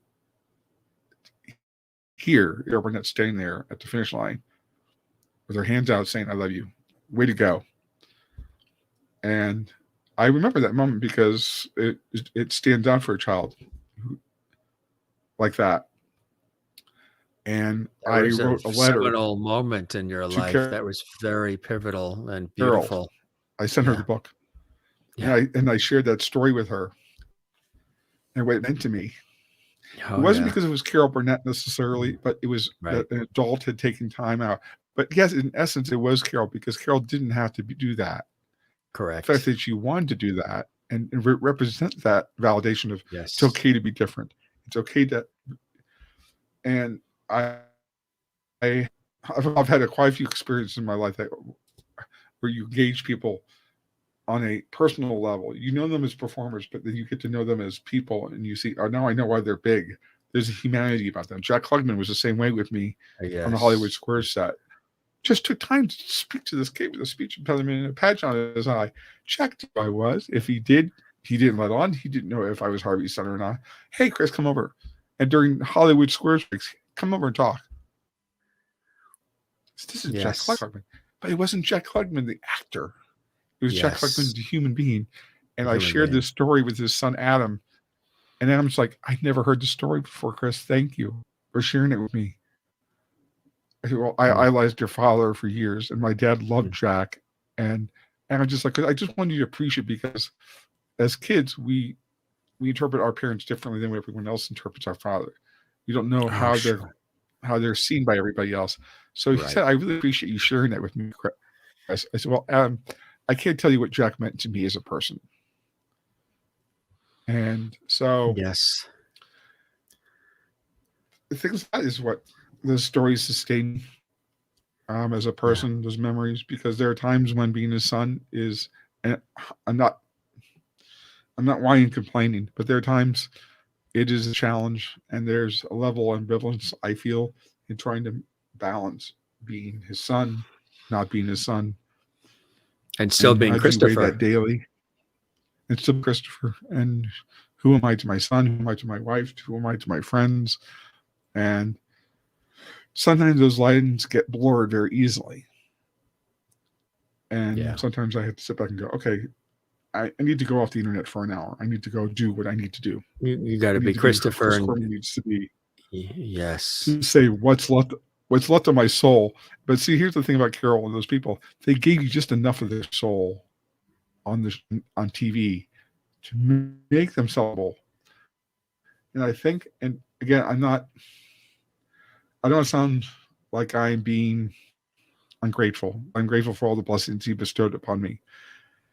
if there's any part of the Burnett, like, and this is just not all the time, but sometimes I had a problem with the breaking up, only because it breaks the fourth wall. And when you're staging the crew, you're staging the lighting guy, you're staging the boom guy, the cameraman, because unless they don't know where to go, what's happening. They don't know where to put the camera. They don't know where to put the mic. Right. So it looks like an unpolished product. But I have to say, if there's any redeeming quality, any value that the breaking up had, I'd say that it did make my father a more accessible, relatable person in public, because people could come up to him and say, "Hey, Harvey, I love you on the Burnett," instead of, "Oh, I'm a performer. Don't talk to me. I'm above it all." He never saw it that way. It was, and I think, if anything, I hope the book also did with the learning disability part of it, is that he was a father first and a performer second. Right. Right. And I like to think that's how people remember him, that he was he had his demons like we all do. Sure. He was about, he was good enough, how he amassed a career that spanned 60 years. And what was his to his wife, my mother, his wife, all his children. But I can say honestly, for me, he never let the performance in his makeup room, and he never short-sheeted me. He never put his fame and fortune ahead of his insecurities about being a father of a child with a learning disability. I never got a sense that he was ashamed of me. And I said, well, that might be true, but I can't say the same thing for your cross-dressing on television. He said, "What do you mean?" It's like, it's kind of stifled my social development. I said, one of my friends is a teacher or the doctor or a lawyer. What does your father do? It's dressed up like a chicken. So it must have been really interesting on those parent-teacher nights, huh? When this is what showed up. Oh, yeah. Oh, God, no. But luckily for me, he didn't show up like his mother, Marcus. That would have put me into 30 years of therapy. Yeah. What would be 5 things that come to mind when you think of Harvey Korman, and then 5 things that come to mind when you think of Dad, Harvey Korman? Wow, actually no one ever asked me that question either. As a performer, peerless, effortless, exquisite, timeless, priceless. As a father, unconditional love, selflessness, compassion, sensitivity, but all under the scope of the prism of tough love. Never let me off the hook. Never let me use the LD as a crutch.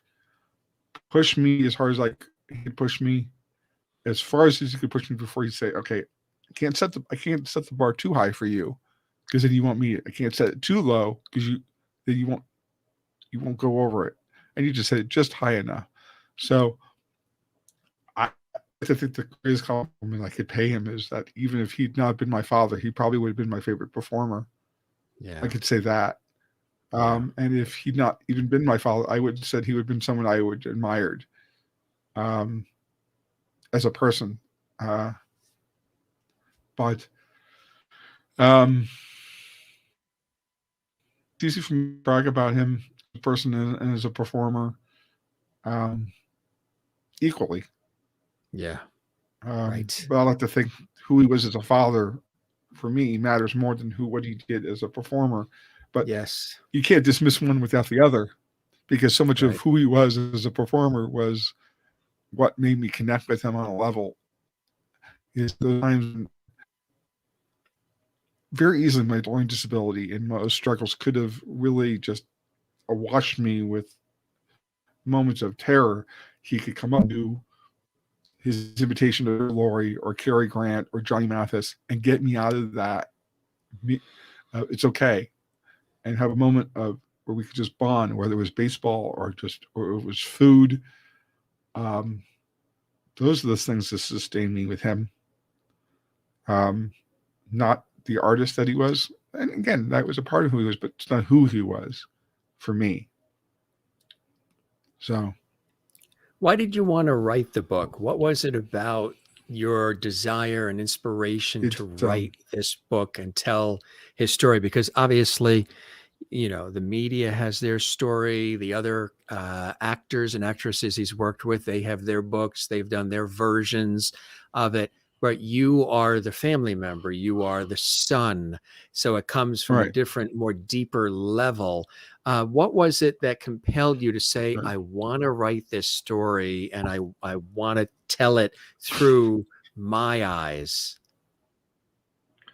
Well, my wife said, unless you purge yourself in this book, I'll have to kill you. So you started writing fast. Yes. You got pen to paper quickly. I wanted to save money on therapy sessions.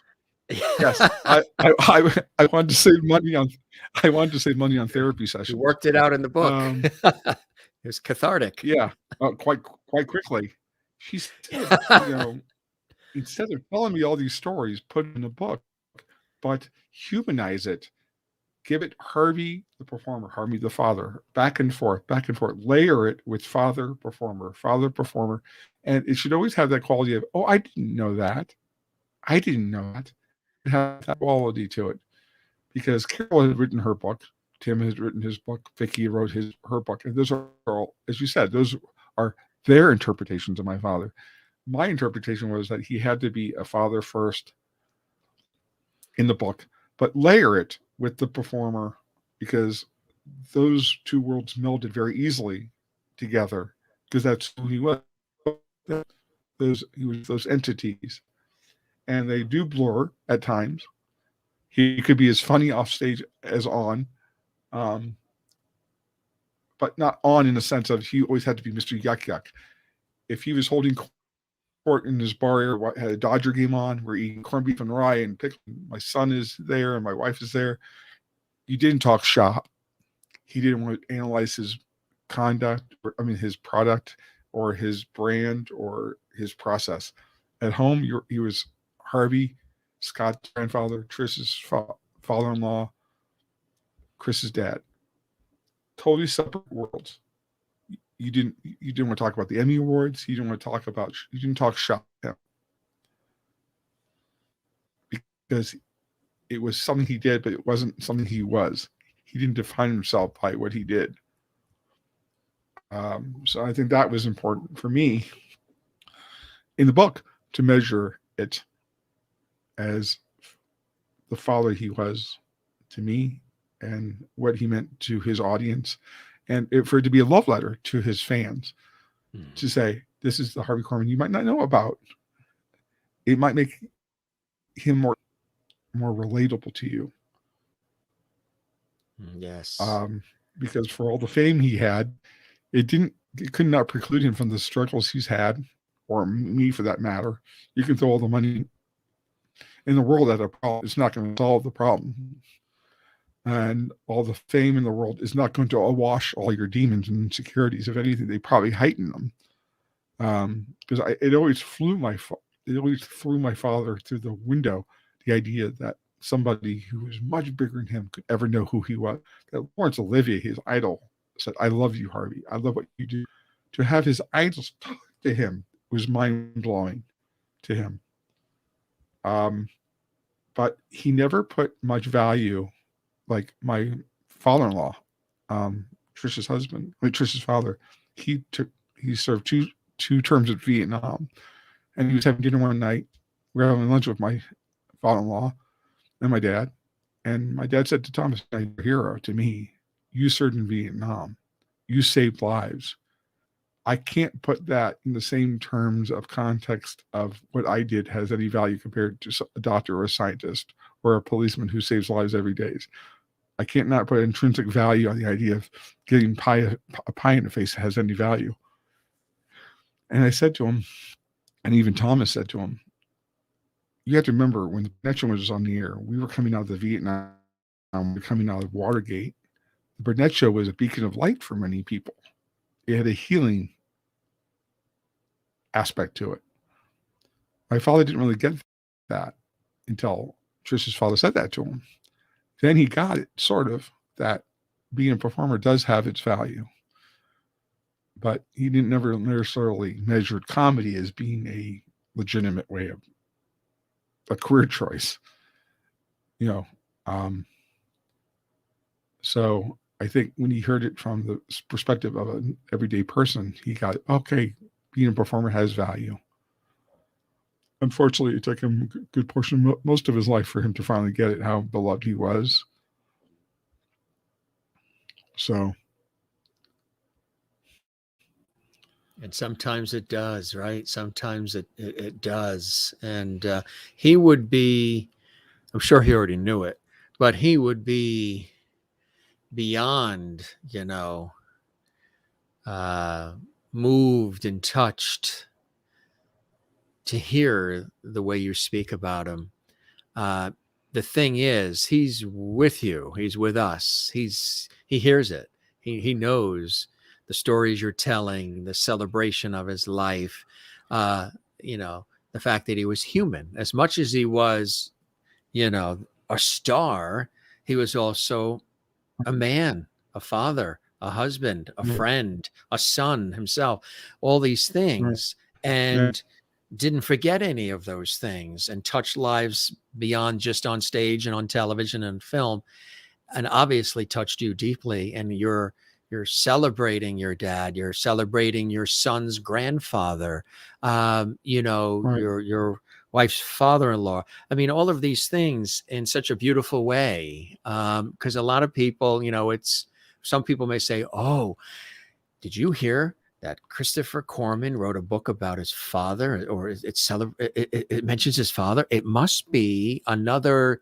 tell-all gotcha sort of situation, I know. The Joan Crawford thing. And oh God. Oh jeez. Well, at least my father did never beat me up with a hanger. Did he ever want to hang you out to dry? Every father wants to do that. I hung him out to dry a few times. He would catch me. Oh God. That I'm sure, I don't know how your parents were with your performing life, if they came to your shows. Very much. My mother would tape everything I did on television, especially public television, put the tape in the VCR, record it all. And my father walked into a store in New York City once. He was actually one of the vice presidents, and I'm on public television. It's really amazing. One of the first times I was ever on public television, right out of school, and I'm hosting. And my father, we get this call. The producer comes running into the studio, and they say, "You won't believe this. You won't believe this. We just got a call from the owners and management of this major television and appliance chain in the greater New York, New Jersey, Connecticut tri-state area, named P.C. Richard and Son. Very, very popular company, well known, very successful." Right. And would you believe that they have, and the station at that time was WLIW Channel 21. They have on all of their televisions in all their locations of their stores our station on every screen.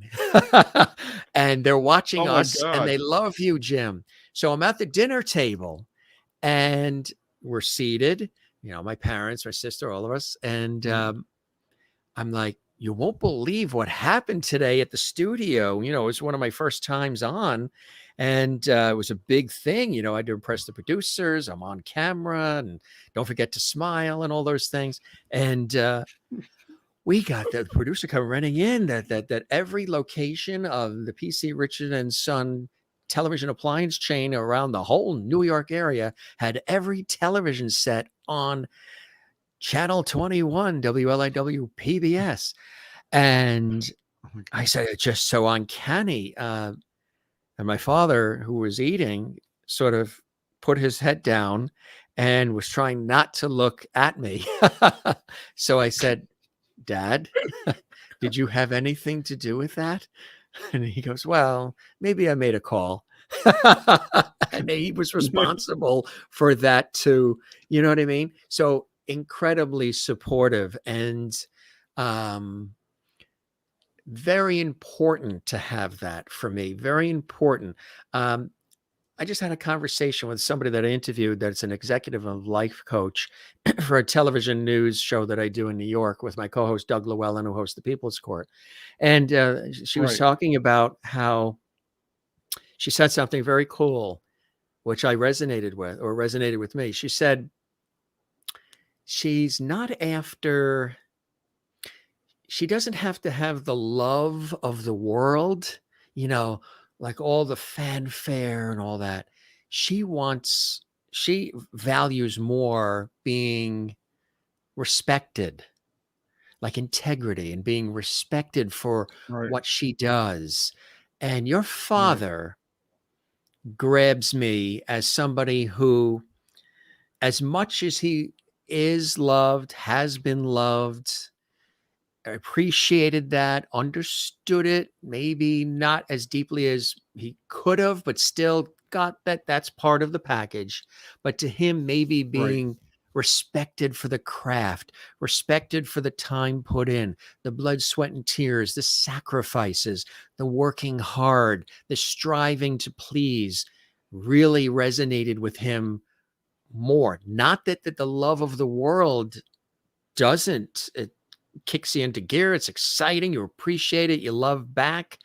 But that the respect, which sometimes is harder to earn, believe it or not, than the love, and harder to maintain than the love, was a deeper thing for him. And I got that because I look at it the same way. The respect for what is being done and said and presented and all of whatever I've done in all my years on television, radio, or even just as a person in the supermarket, going down the aisle with my cart, just the respect to me is such an important thing. And I was taught that early. I saw it with my father, and my father, his humor, he has a wonderful sense of humor. My mother, and other relatives, grandparents, aunts and uncles, there was a certain tone that was set early for me. My father has always said two things, and he's right. He said, Jim, you should have gone into comedy. And Jim, you were born 30 years too late. And the third thing that he says, you know what the third thing is? Which is so true. I've been saying it a lot on the show lately. And I just said it today in the TV studio. He says, he said this like when we were like, 7 years old. And I remember these wonderful things that would come passed down. He said, whenever anybody says something nice and kind to you, ask them to please put it in writing and address it management. Doesn't matter who the management is, just address it management. My God. That's his Irish humor. I got some Jewish humor too. I relate to you on the thing with your father, with the father putting all the TV sets on your show. I don't think I couldn't imagine. I mean, everybody else in the audience was, oh my God, Harvey Korman's in the audience. Like, my thing was, if I can make laugh, that boisterous laugh, that validation, somebody who's so good at what they did, and for him to say, you nailed it. You nailed that moment, Chris. You held the laugh right amount of time. He could analyze everything I did on stage. He had, and I would know what he was saying. No, he would say, hold. He would use his hand with a hold for the laugh a little bit longer. Yeah. Let it go, right? But the idea of giving a performance and he laughs hysterically through everything that you do, every nuanced moment, and him saying to me, God, you're so like me. You get it. You hear the joke, you hear the setup, and to have my father, him laugh, and that I took all the things that he bestowed upon me in the craft of acting, and that I took that and embedded into my performance. Now, the only time I had wished he had never come Most of the night we're doing a Saturday night sketch. If it's not in the book, it should be. And I'm not slamming anybody. No. He brings Dick Van Patten, who I idolized. Yes, 8 is a Knife and so much more. Yes. To this junior high Saturday Night Live-esque theater variety show. And there's a line of 8 of us, and each of our play, and this would not be kosher now. I played a gay Christmas tree. It wasn't my idea, but let's give the son of the cross-dresser the gay role. It makes perfect sense. I'm like, no, how did you rehearse it? No, I'm not doing the whole very carefully. I didn't want to do a stereotype of the typical gay, but that's where it went.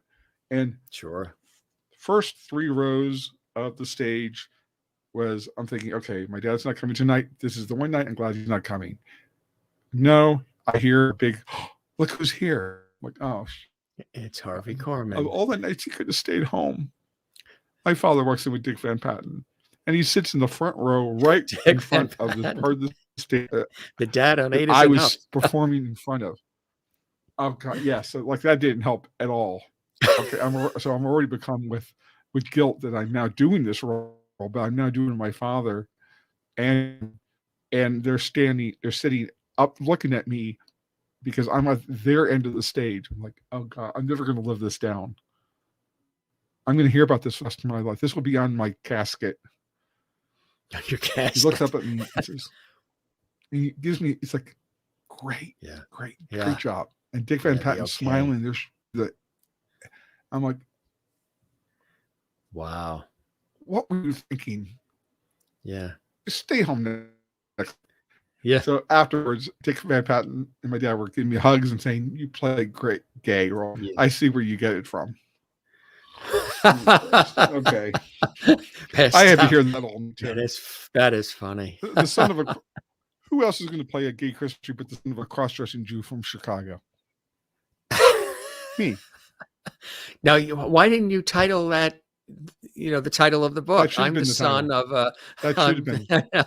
With that as the cover. Cross-dressing Jew from Chicago. That'll be my next book. You are working. That's an exciting thing. I want to talk about some of the things that you have coming up, because you are not only an author, but you're a producer as well. Tell us about some of the exciting things coming up, and you are working on a second book. Congratulations.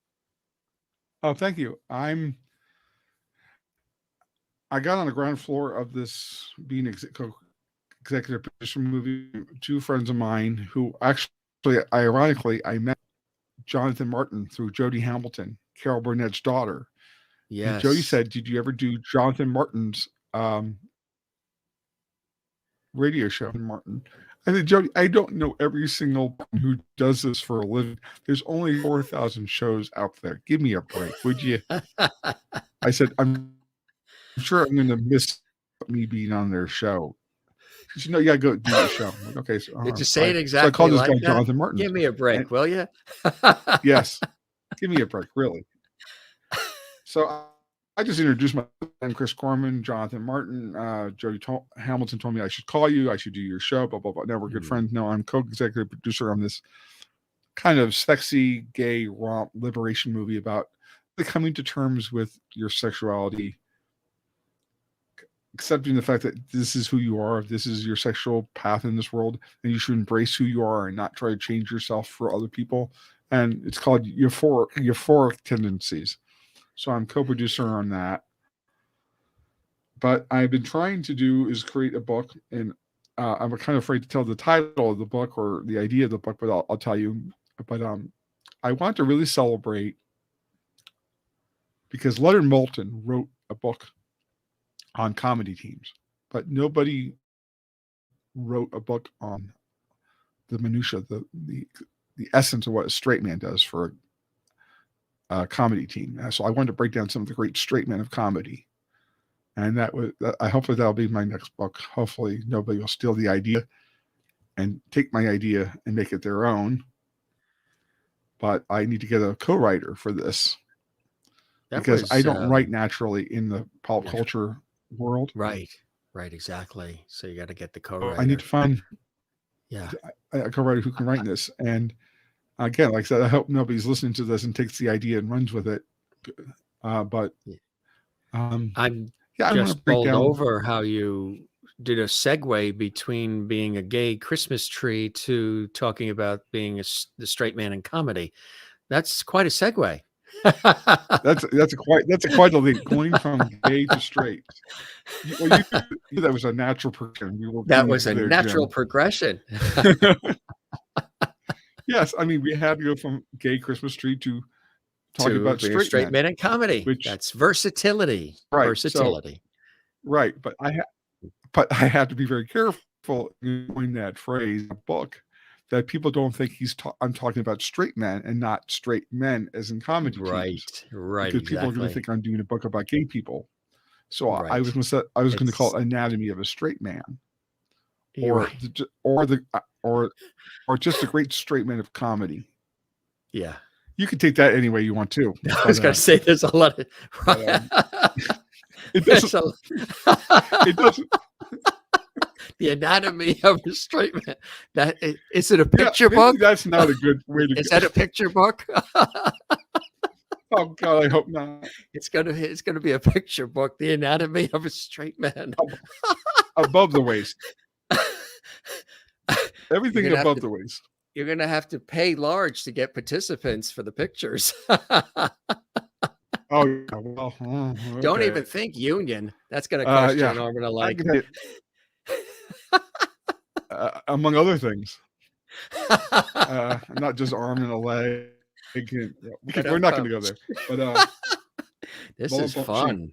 We are on point. And you said we couldn't be Tim and Harvey, huh? We got Tim and Harvey going here. Tim Conway and Harvey Korman. We are literally on point. Yes. Yeah.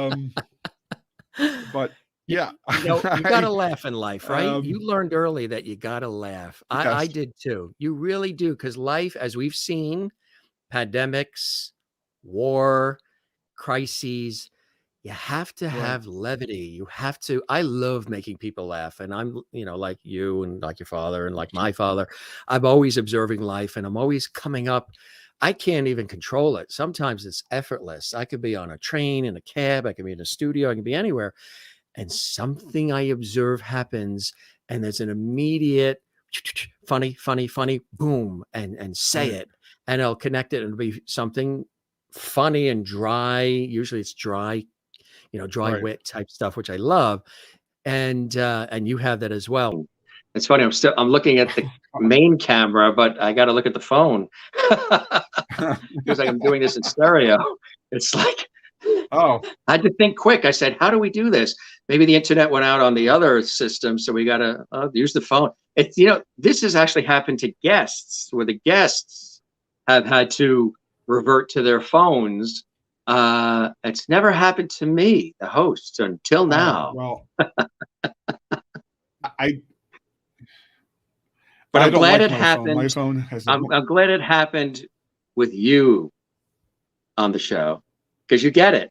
Oh, yeah. I mean, yeah. Well, I've had more problems with Zoom than any other app, and I told people, can we just do a phone interview and save me the trouble of having to tell you I do more, because I hate Zoom, because their page would freeze, or my page would freeze, and I'm like, oh my God. Can we just do a phone interview? Spare me, please. People don't need to see me. They have a collage of me. From Television City in Hollywood via Zoom. That was Ernie Anderson's voice. That was Ernie Anderson's voice, the beloved voiceover artists. Yes. And that funny character that he did in Cleveland, that with Tim Conway. Yeah, they were sort of like the what do they call it? I'm trying to think of something, a comedy team that's topical now, like Martin Mull and Fred Willard, sort of like Fernwood Tonight. Yes. That's kind of what made me think. Exactly. So Ernie was such a You were funny mentioning man. some of the cool things that you're working on. You mentioned the book coming out and Right. other things that you're working on, which is exciting. Very happy for you, Chris. Thank you. I'm trying to, with the help of my friends actually I have a friend who's in Connecticut. He's a TV historian. He has a Facebook page, Lou Sabini. And I was telling them I like to reach out to some theater groups in New Haven, Connecticut, Yale, where my stepfather went to. Yes, you mentioned that to me.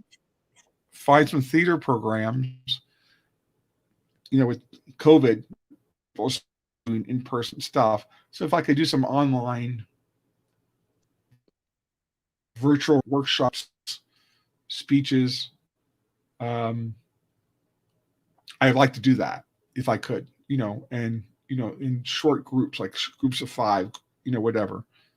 Right. If that's possible. And, or get involved with some special ed fundraising, anything in that area. Nobody blink, nobody open up a window, nobody sneeze. Or fart, or cry, or laugh. No emotion. No emotion. Don't start your laundry machine. But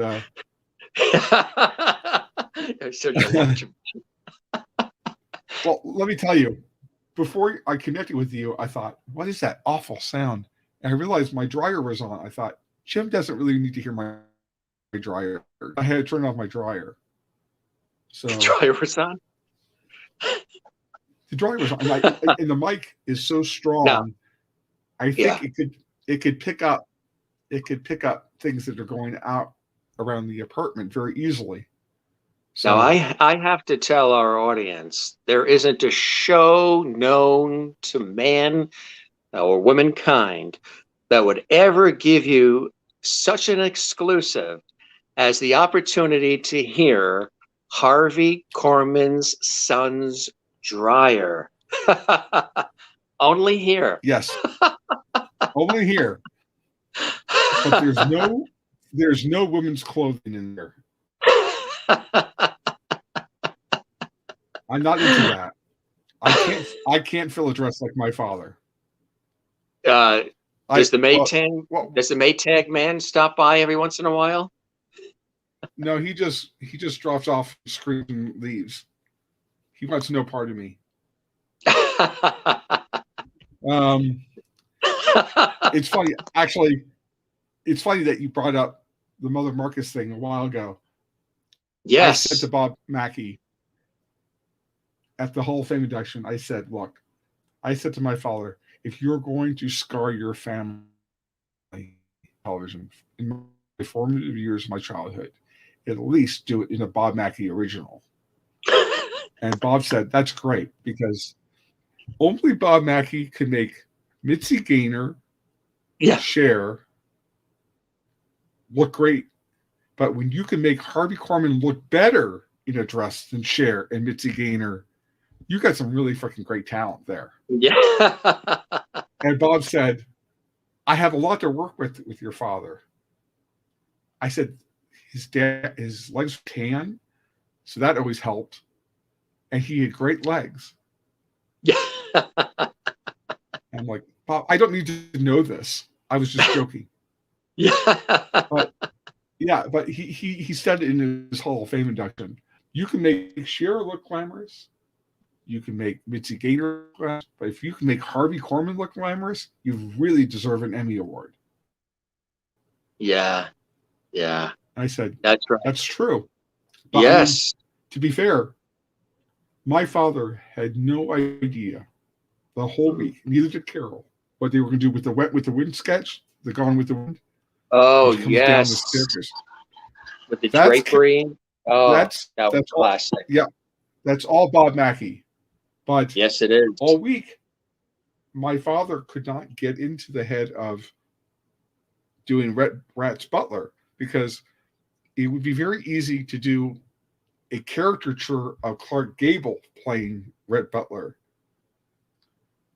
you can't do Red Butler without doing a little bit of Clark Gable with the mouth and the face, frankly, Scarlet. You can't do it without initiating the idea that you're doing a caricature. But Carol had no idea about the curtain rod the whole week. And Wednesday went to the wardrobe. She got to show Harvey the curtain rod. If he sees it on the tape night, he's going to go up. So she wanted to make sure my father saw it. My father kept it together, pretty much, because he didn't know what to expect. But no, I have to say, for the majority of my time, and again, I'm not going to grouse about this too much, but because I don't want to sound like sour grapes, but he was so disciplined, because when you're doing sketch comedy, you're there to honor the written word, what the writer had intended, and to go off script to engage your own ego. That's not something he did, because my father's attitude was the difference between good writing and great writing is simple. Good writing, what the writer, what's going to eat at Denny's. A great writer, he'll eat at Spago's.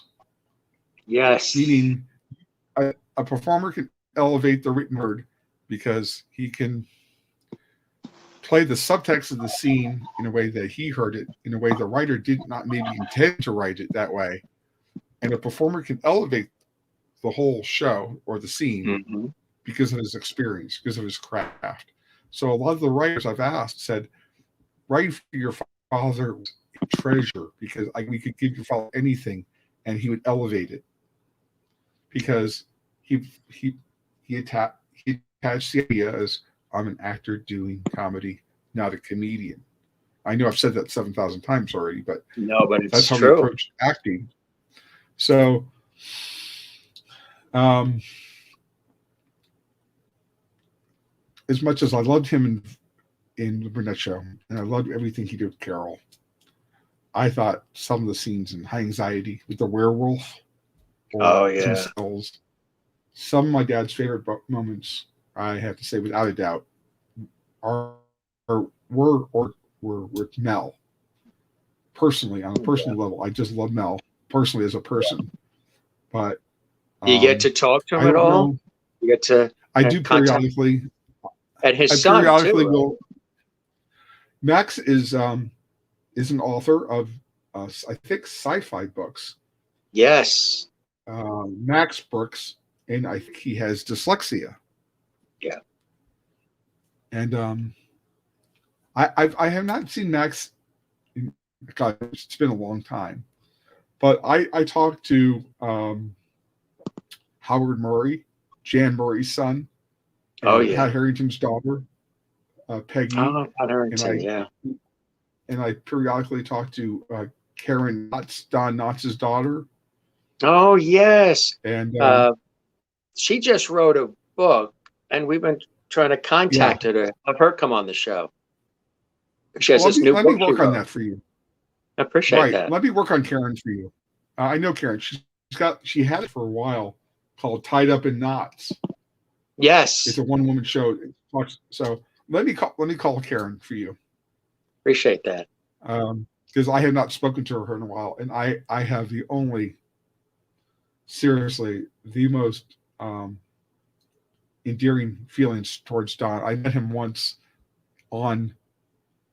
at a house at Tim Conway's party, and then when he was on Knott's Three's Company. Yes. And I met him briefly, but I told her how much affection I had for her father and she had for my father. So there is a mutual admiration that a lot of the kids have for each other. And we commiserate about. I think it's harder for the children who are in the business than it is for the children out of the business. Because for the people who are in it, they're like, oh, are you as good as your father? Well, I would never conceive the idea that I could convey the idea that I could do what my father does. I wouldn't. I'm not that arrogant, because he had the training to do what he did. Yes. So we all commiserate on Facebook, and we all have a mutual respect in Buddy Hackett's daughter, Lisa Hackett, friends. Oh, yes. And here's what's weird, Jim. Lisa and I did not know each other up to about 4 years ago. She didn't know about me. I didn't know about her. Wow. Because I mean, she knew of me, but she didn't know me. Right. She'd say, "Well, and I never knew Buddy had a daughter. I knew he had a son, Sandy Hackett, but I didn't know he had a daughter named Lisa." But my dad would be over at Buddy's house because my dad and Buddy were best friends, were dear friends, and he'd be over at the house, and he'd say, Buddy would say, "Hey, Harvey, how's Chris?" And Lisa's like, "Who's Chris?" It's like, "That's my son." So when we talked a couple of years ago, she said she saw me on Facebook, a comment to Peggy Harrington, Pat Harrington's daughter. I said, "Are you that Lisa Hackett?" She said, "What do you mean that Lisa Hackett?" I said, "You're Buddy's daughter." It's like, "Yeah, who is this?" I said, "This is Chris. It's Harvey's son." She said, "Oh my God, I have been hearing about it for years." Huh? So it's just it's surreal when you come across people on Facebook, and you know of them, but and the stories that we share very similar sometimes, right? But the craziness of it all. It is. It's well, I'm sure you could talk about somebody. You could be at a party and you could be talking about somebody in first name. And they go, "Do you mean Jim so-and-so?" And you go, "Ah." The business is so big, but it's not so big that somehow everybody starts coming around. Right. And you start going, "Oh my God, you know so-and-so?" You know, and that seems to happen a lot on Facebook. I'm sure you experience that a lot in your all the time.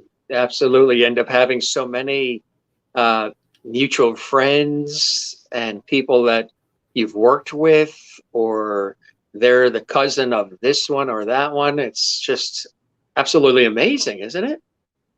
It is, but something I've learned the hard way. I'm sure, I don't know if you've learned this experience, had this experience, is sword. Because if you show who you're talking to, what is that saying? Always look under the stall before you start talking. Because I could start talking about somebody and go, "You know that they're related to me, right?" I'm like, yeah, I'd say something about them that wasn't great. So I had to really be careful. And this is one of the downfalls of being his son, my dad's son, is what I say is assume that it's filtered through what my dad might have felt. That it would have been something he was thinking, right? What you were saying, so, right? The assumption is, oh, if you're saying it, did your father convey that to you once in your lifetime? And I was like, oh, gee. So I can have my own opinion about other performers because it's always filtered through the idea of, oh, you're Harvey's son saying that. You're not Chris Korman's. That's not really fair to me because I'm allowed to have my opinion. Yes. Wrong or right isn't really the issue.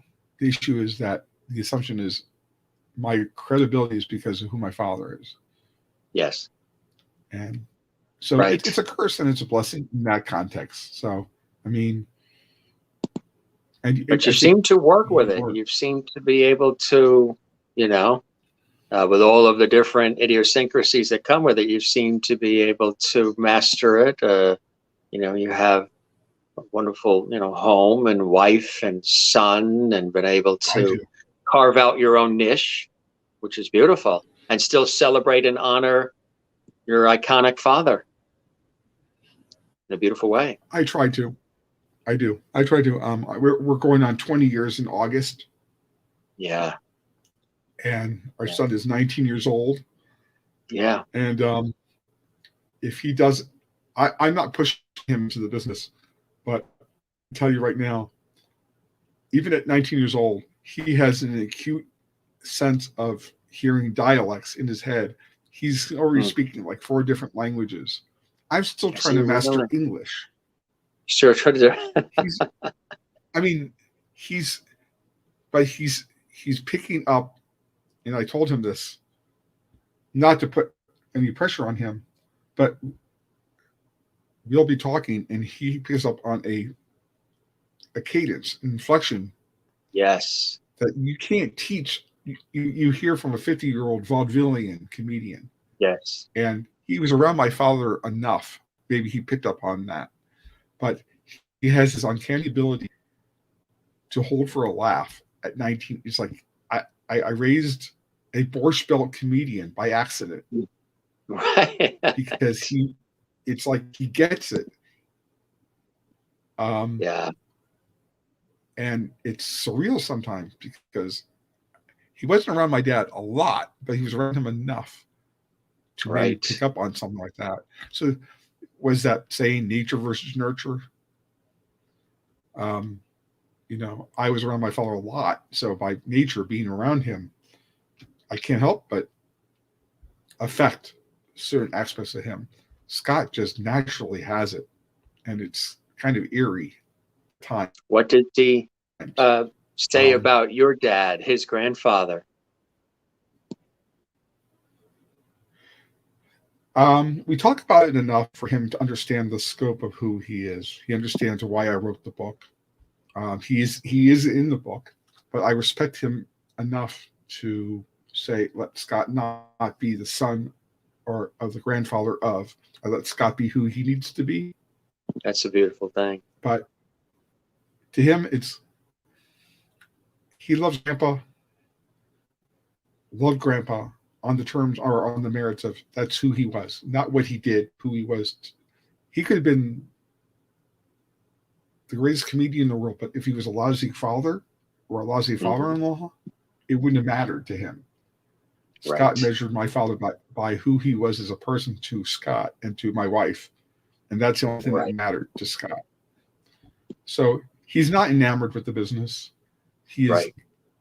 He's kind of curious about maybe doing voiceovers. Maybe, I don't know. If he wants to do it, I'll support him. But he's got. Yeah. It's he's got. It's something there, like you say. That's it's a gift. It is a gift.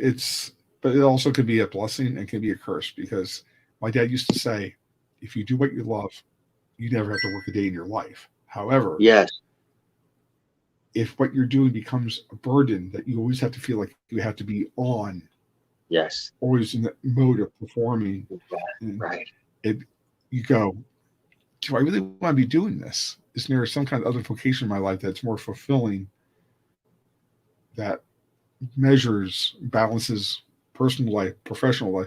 Because when you're around your own cronies, when you're around Joey Bishop, Buddy Hackett, all these people, you always want to feel like, oh, I got to match what they're doing. I got to be on and top and equal and yes. I got to be on, right. And I hated that burden. That's why he'd go to those things after a while. He just wanted to be able to, his idea of a fun night was staying home, sitting at his bar, having a drink, watching the ball game, playing with my son, bonding with my wife. Family was mattered to him. If he had to do show business things, it was because it furthered his career. That's the only reason why he would feel obligated to do an event. Otherwise, playing tennis with family, spending time with friends, mattered more to him than anything. Right. Life was not so good. He died when he was 81. Last year of his life was not great. And but I can tell you, before he died, and I don't know why this happened. We were in San Diego. He was in LA. And I called him one night and said, what's a good time for Trish and I and Scott to come out? It's like, I'm not feeling good, Dad. I'm not feeling great right now. I'm like, okay, I don't want to push you.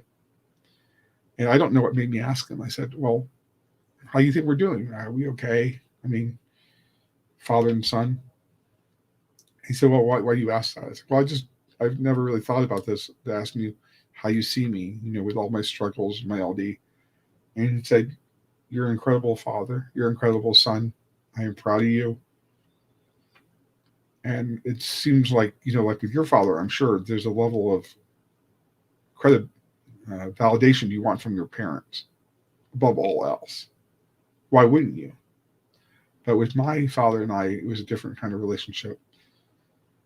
And so it meant a lot to me for him to say, you're a wonderful father. You're a wonderful son. I'm really proud of you. All the things you've overcome.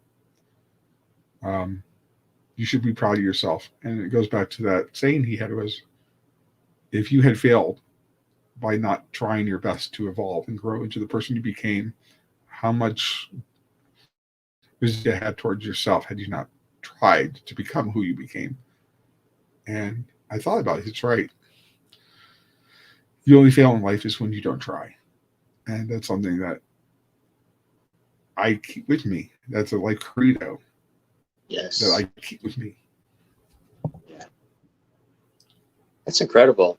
That's really beautiful. We have, with all the levity and all the fun, we have touched upon so many different areas of life, of the professional side of things, of comedy, of your dad, of you, of me, of our viewers, the levities.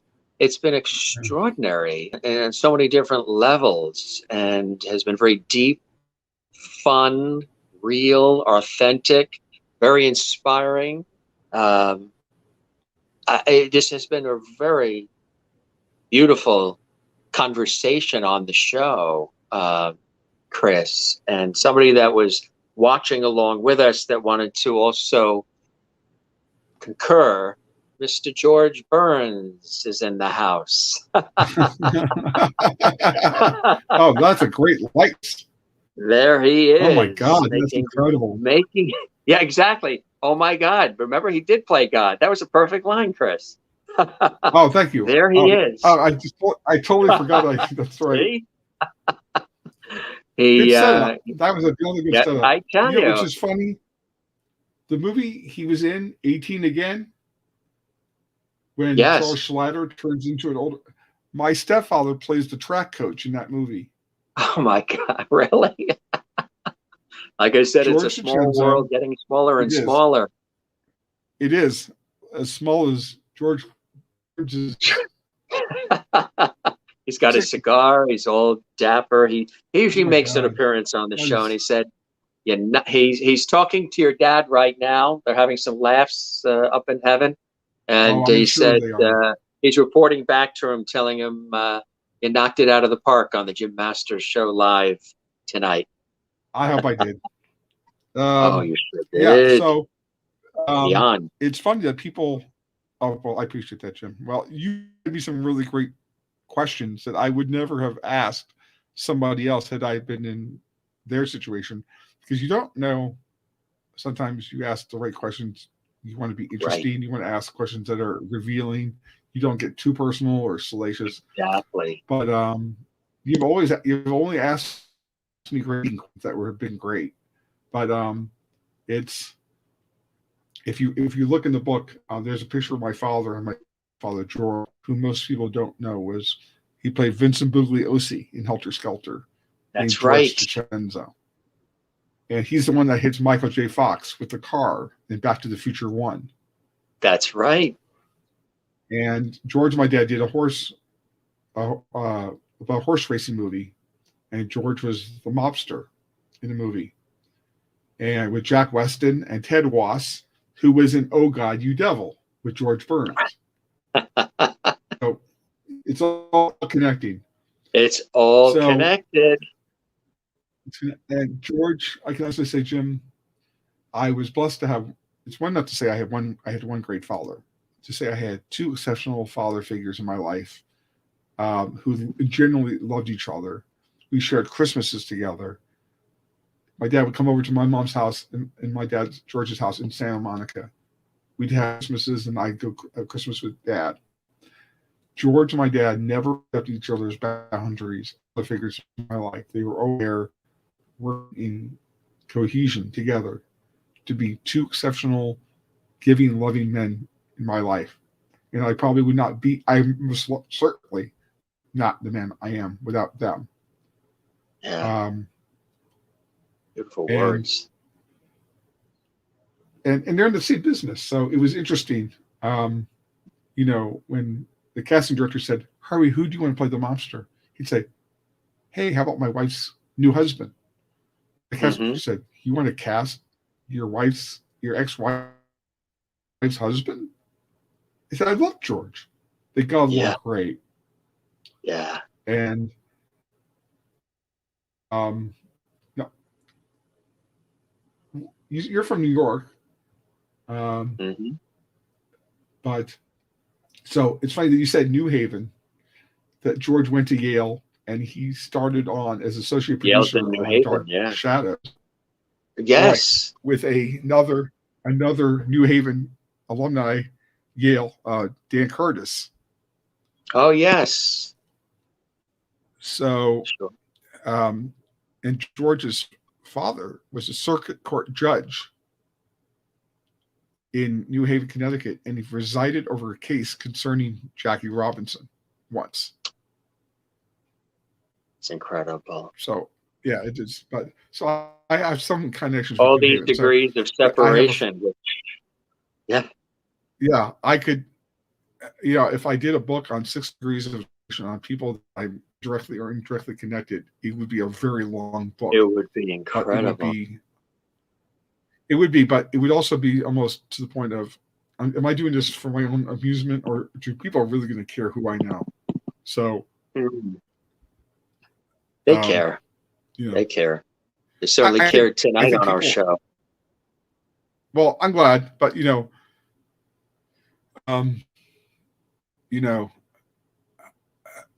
my mother and my friends would say to me, you have so much stuff in your brain about this business. Will you please do us all a favor and purge it in a book or on a website, because you're driving us nuts.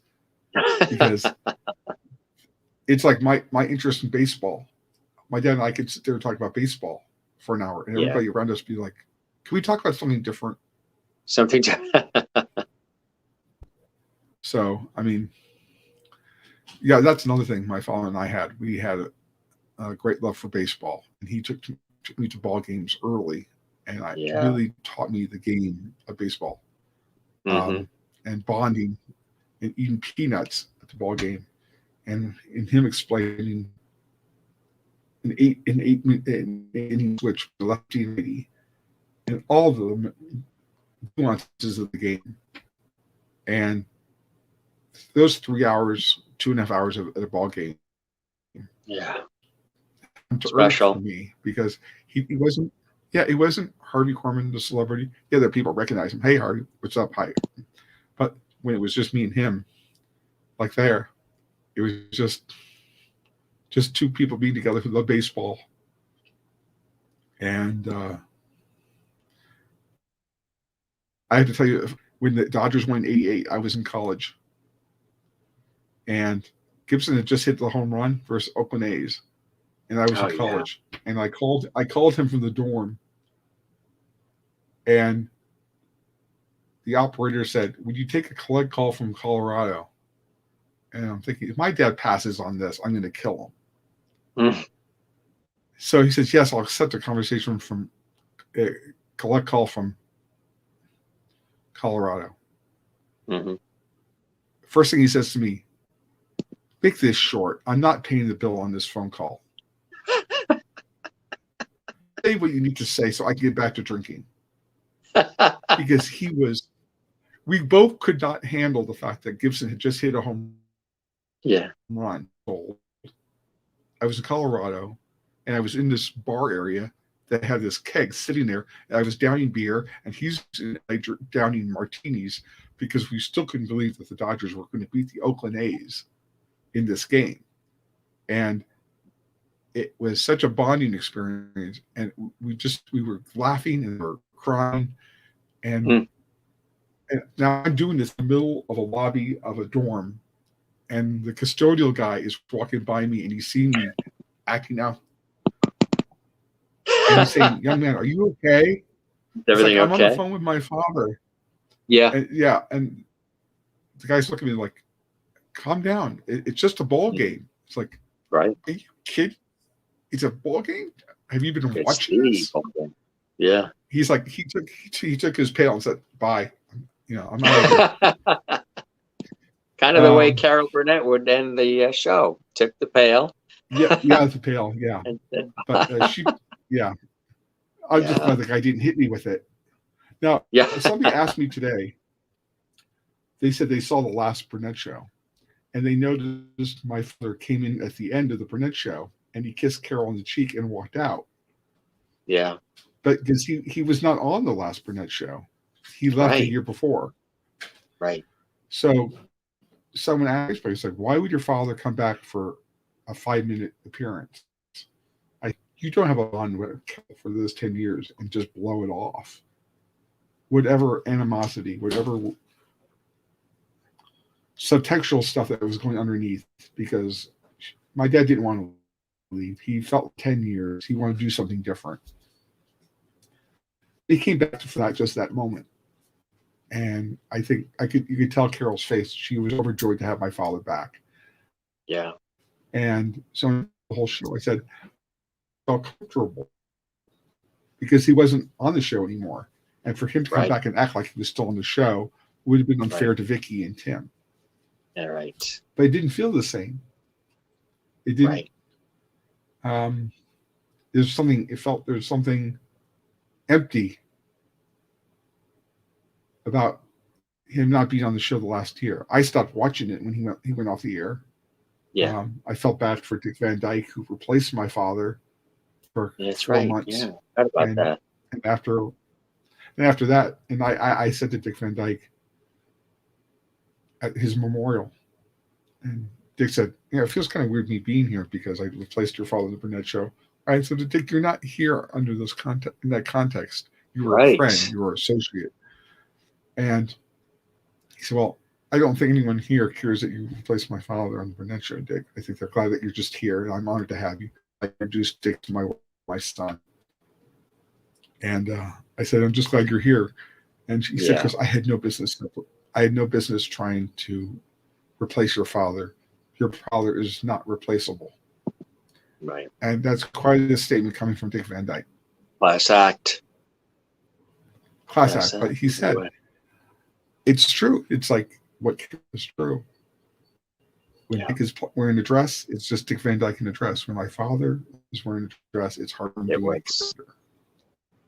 Absolutely. And,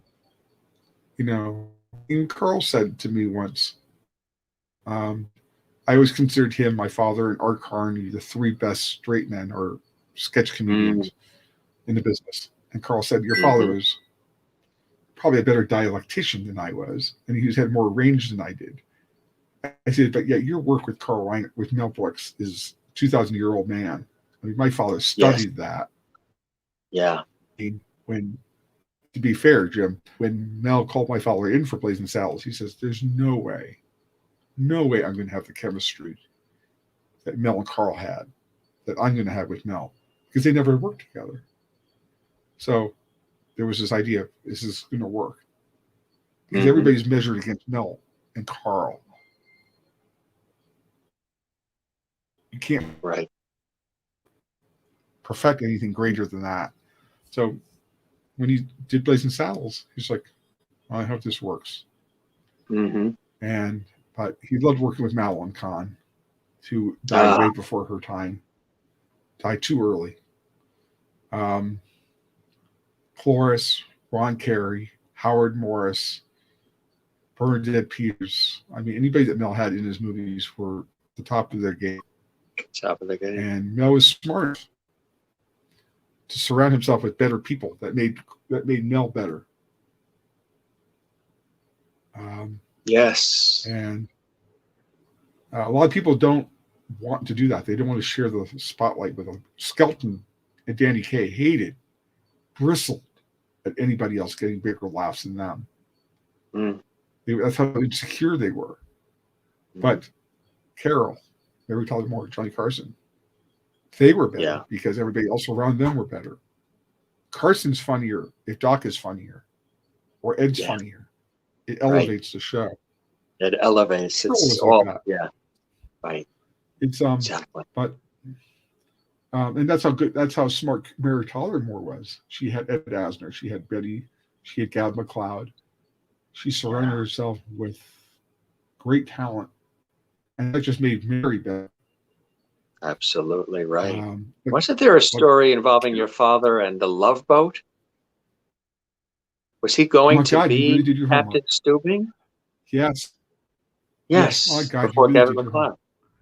Where do you hear that? Because it's only mentioned, it's in my book, but the only other place, when you're inducted to the Hall of Fame, Jim, you're instructed to sit in a room in a hotel somewhere in LA and get interviewed for 3 hours until you drop dead. Yeah. Or you want to drink too much. Please don't do that this evening. Right. Yeah, right. Exactly. And I tell you, you could tell the deer caught in the headlight look after about 2 hours. My dad was gone. He was like, "Come on, get me the question." And she said, "Weren't you supposed to be Meryl Stubing?" He said, "How did you hear about that?" Mm-hmm. He left Burnett Show in '77. He'd just done High Anxiety. Mm-hmm. He did the first Love Boat movie, Jim. Yes. So, and Dick Van Patten was on that. And then they did another pilot with Gavin McLeod. But in between there, Dad got called in by Douglas Kramer and Aaron Spelling and said, "Would you consider reading for the Meryl Stubing role?" And my father had just come off 10 years on the Burnett Show, 4 years on Danny Kaye. He had 14 years of steady work. He said, "I want to shape my Etch-a-Sketch. I want to have time with my son and daughter. I want to go to ball games. I don't want to do 12-hour days anymore on a one-camera shoot." But he was very flattered.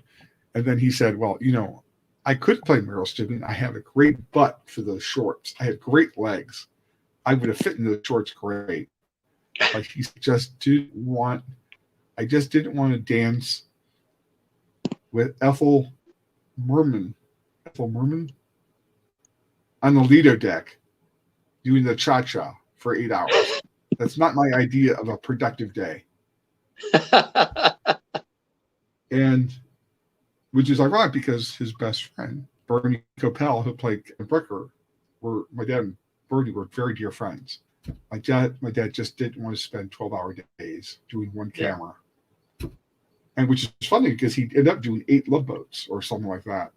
But he passed on Love Boat, which in hindsight, I mean, he said rich man, but the idea of him spending 8 hours on a one camera all day, he'd rather be home eating his corned beef and rye, tuna and rye with a beer, watching a ball game. Vince Scully. And I have to tell you, for those who don't know who Vince Scully is, one of the greatest announcers in baseball history. Absolutely. The crown jewel. I didn't know this until we were at the memorial for my father. And they asked Vince Scully to do an audio eulogy for my father. And he spoke for like 35 minutes about my father. Nonstop about his connection to Danny Kaye in baseball and whatever. And I sat there bawling because my love for my father is so much entrenched in baseball and listen to the ball games. But to have Vince Scully, the greatest announcer, eulogize your father was just surreal to me. Got to meet him. I got to meet Sandy Koufax. I got to meet John Drysdale. And it was so funny when I met them. They wanted to talk to my father about Blazing Saddles, and my father wanted to talk about Sandy Koufax about his no-hitter in 1965. They couldn't get the other person to stop talking about the other person. So Sandy would ask my dad about the Carol Burnett Show, Blazing Saddles, and my dad said, "Oh, forget about that. Let's talk about your no-hitter." My dad just loved baseball. He loved baseball players. So it was surreal to be around Sandy Koufax and Don Drysdale. And they were like little kids with my dad. And my dad was like a little boy with them. And all they wanted to talk is about baseball. All they wanted to talk about was Blazing Saddles. Isn't it amazing? It is amazing. And, I think I would not have met people I've met had not my father not been Harvey Korman. is pretty amazing in itself. Yes. And I think those are the things that I really treasure. And I get to do shows like this and get to share these stories with you and other people who have at least the interest in wanting to have me on their show is always very flattering. Because it gets to the point, like I said, it can get to the point where I'm like, okay, now I'm just repeating stories. I got to come up with some new ones. I don't want to be boring. I don't want to be repetitive. I don't want to come off as arrogant or elitist. Not at all. But that's my insecurity. That's my because yes, part of it's my thing is okay. How many times have I told this story? And I think, oh my God. But it's new to others, right? It's new to everybody else. Right. Exactly. My wife has had to remind me of not getting so defensive about someone saying, Chris, they're going to ask you the same question over and over again. I'm like, I know, I'm tired of it. Yeah, but you're tired of it, not them. They're not. Right, exactly. So I'm like, so I had to keep that into perspective. So when I'm on my Facebook page, people. Yeah. The page you're saying? It's like when you so it's interesting when you have people on, you do your homework, you do your background, and you have to pace yourself. How many questions should I ask? What can I ask? So I don't know if you do a pre-screening with some, because I know some talk show hosts, they'll say, "Can I talk before the interview?" So I figure out what I shouldn't ask. Yeah. And I usually tell them, I'll tell you in an email, just stay away from this, stay away from this. Right. Because, again, as we say, is always filtered through the idea of, was your father's sentiment, or was that yours? Right. Like, oh God. Exactly. I can always watch what I'm seeing. So when you approach, you have a friend on, an actor friend on. Are you very careful to interview them as a friend or somebody you come from a position of, I'm going to ask questions as if I didn't know them? I approach it first as if we weren't friends before we started, we will be by the time the conversation, which I don't consider an interview, I consider it a conversation, happens.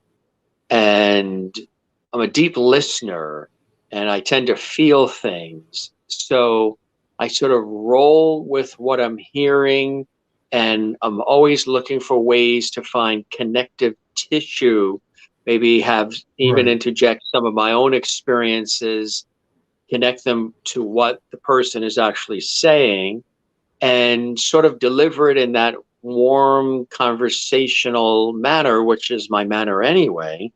And I'll do the research, the prep, and all that other, but I won't have like questions in front of me in a teleprompter or any of that, because I think like we even did tonight, it was so warm, conversational. Like you said, when you watched the episode with Kathy Garver as my guest, which was her second or third time on with us, it felt to you as a viewer, and here you are, somebody that's in the industry, like it was a conversation, friends that were talking over a cup of coffee, catching up. What have you been doing lately? How are things going? How you dealing with current events and having some laughs?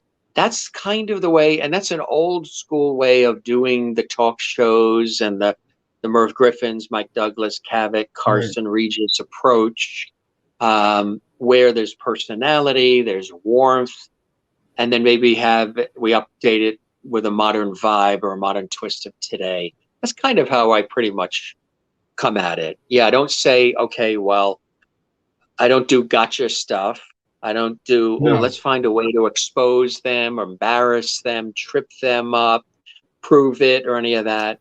I'm here to celebrate, support, and inspire through the auspices of entertainment and conversation, with the levity and the warmth thrown in.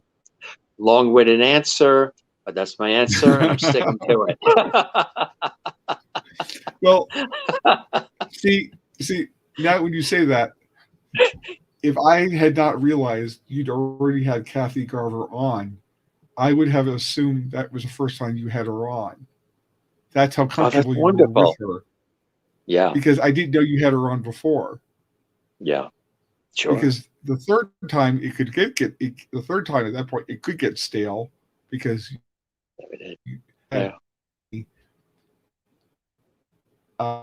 Joanna Gleason, who's Monty Hall's daughter, who's a cabaret singer.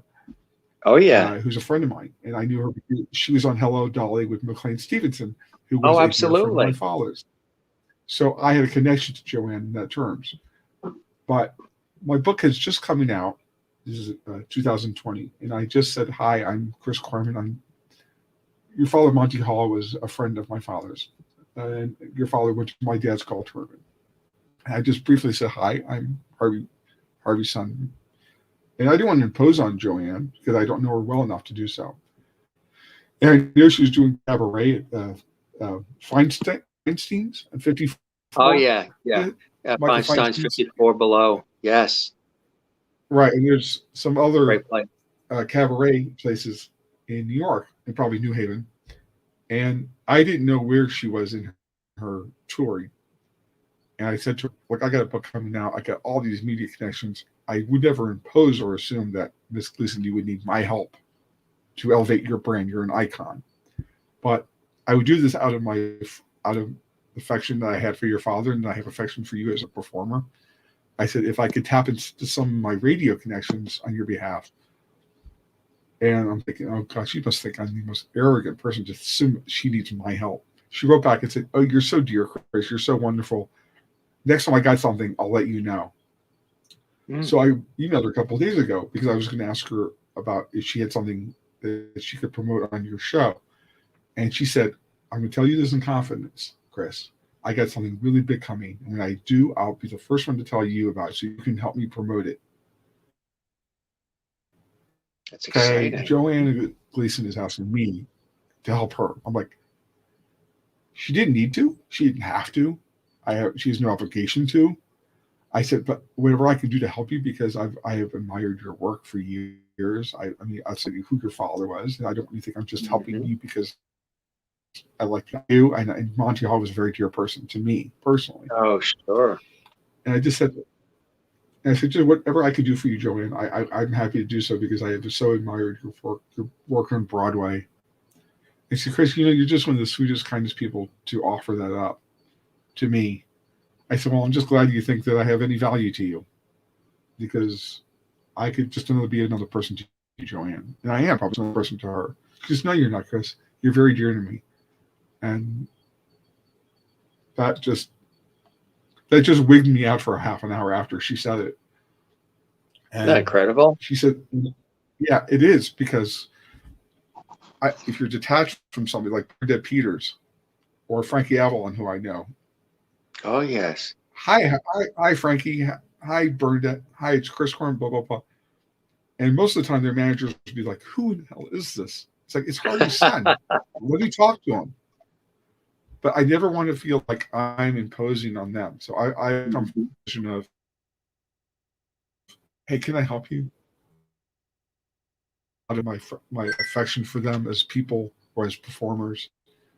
And I'm always very careful to go to the person because I know the manager is going to say to me, why are you bothering my client?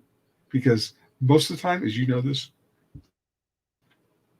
managers and agents don't want their clients talking unless they got something.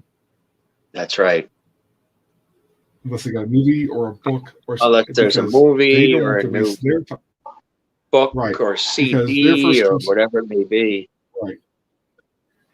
Their first consideration is this going to elevate my client's name? Is it going to keep my client relevant? If the demographic of the host isn't big enough, I don't want my client to do it. And sometimes my name will bypass that with that performer and say, I'm doing this as a favor to Chris. Because Chris knows if I came to them, they had to adore them. So if I go to Joanne Gleason or Michelle and say, hey, I'd like you to do Jim Master's show, they know it's going to be worth their time because I'm not going to waste theirs. Because with COVID and everything going on, people's time is valuable. Exactly right. I appreciate that. Art of networking is something. Well, you're welcome, but it's that timing thing. I don't know how you work it, but I will go back every 4 months. I'll go back to that person. I said, "Do you have anything?" Yes, right. Yeah, or you wait 6 months. Or you work. Sure. What's the first thing that happened? You ask. I try. Like I said, I don't know how you work this, but I try to bypass the agent or the manager if I can. Because my client,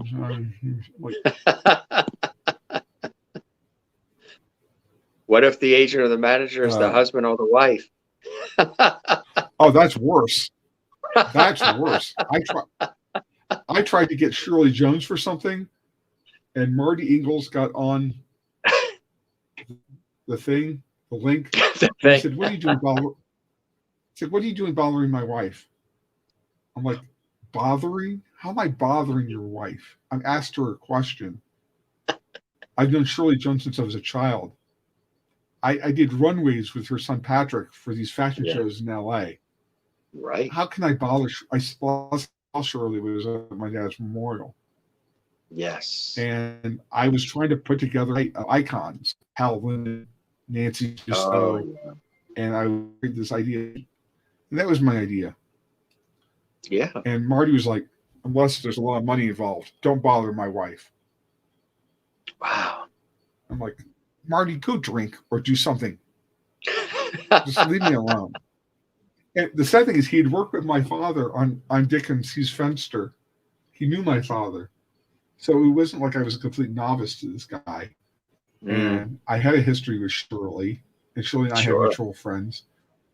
And Marty could not believe, he was perplexed that the idea was bothering his. I said, "Marty, if you have to make yourself relevant by being a shadow for your wife, get a life, would you?"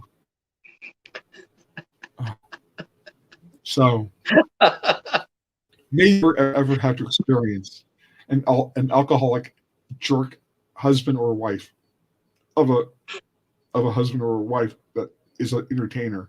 It'll make you drink. Makes the day a little rough. Oh, just a little bit.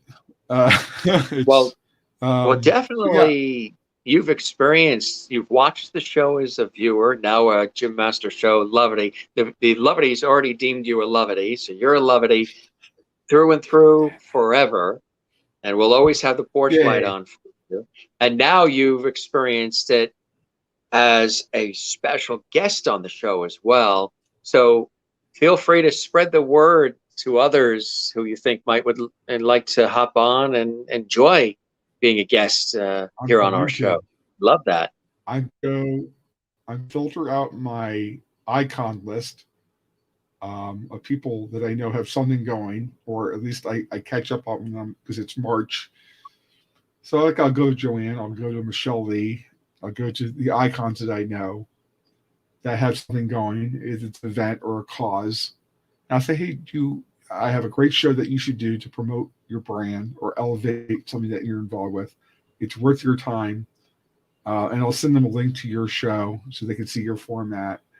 But I think it comes down to it's just that I think because I rarely go to these people, I'm going to them for a real reason, so they don't have to be skeptical about why they're coming to me.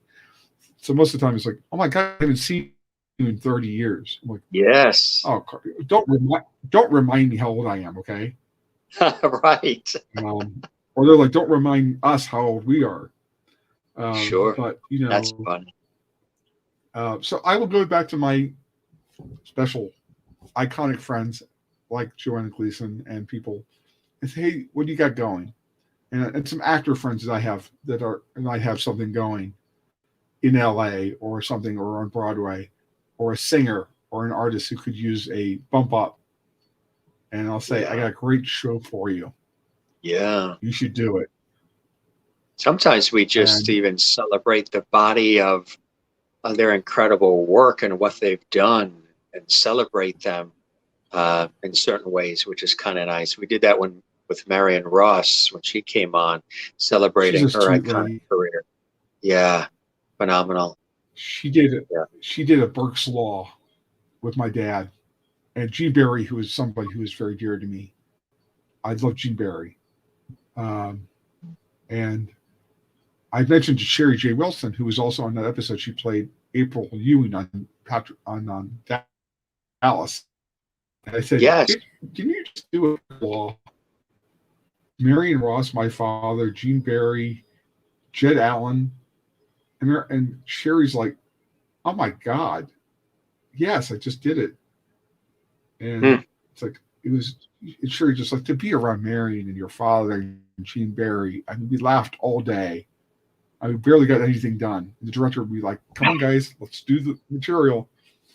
And Sherry said, what you see from Marianne Ross is what you get. Just one of them. Oh, yes. Caring, funny.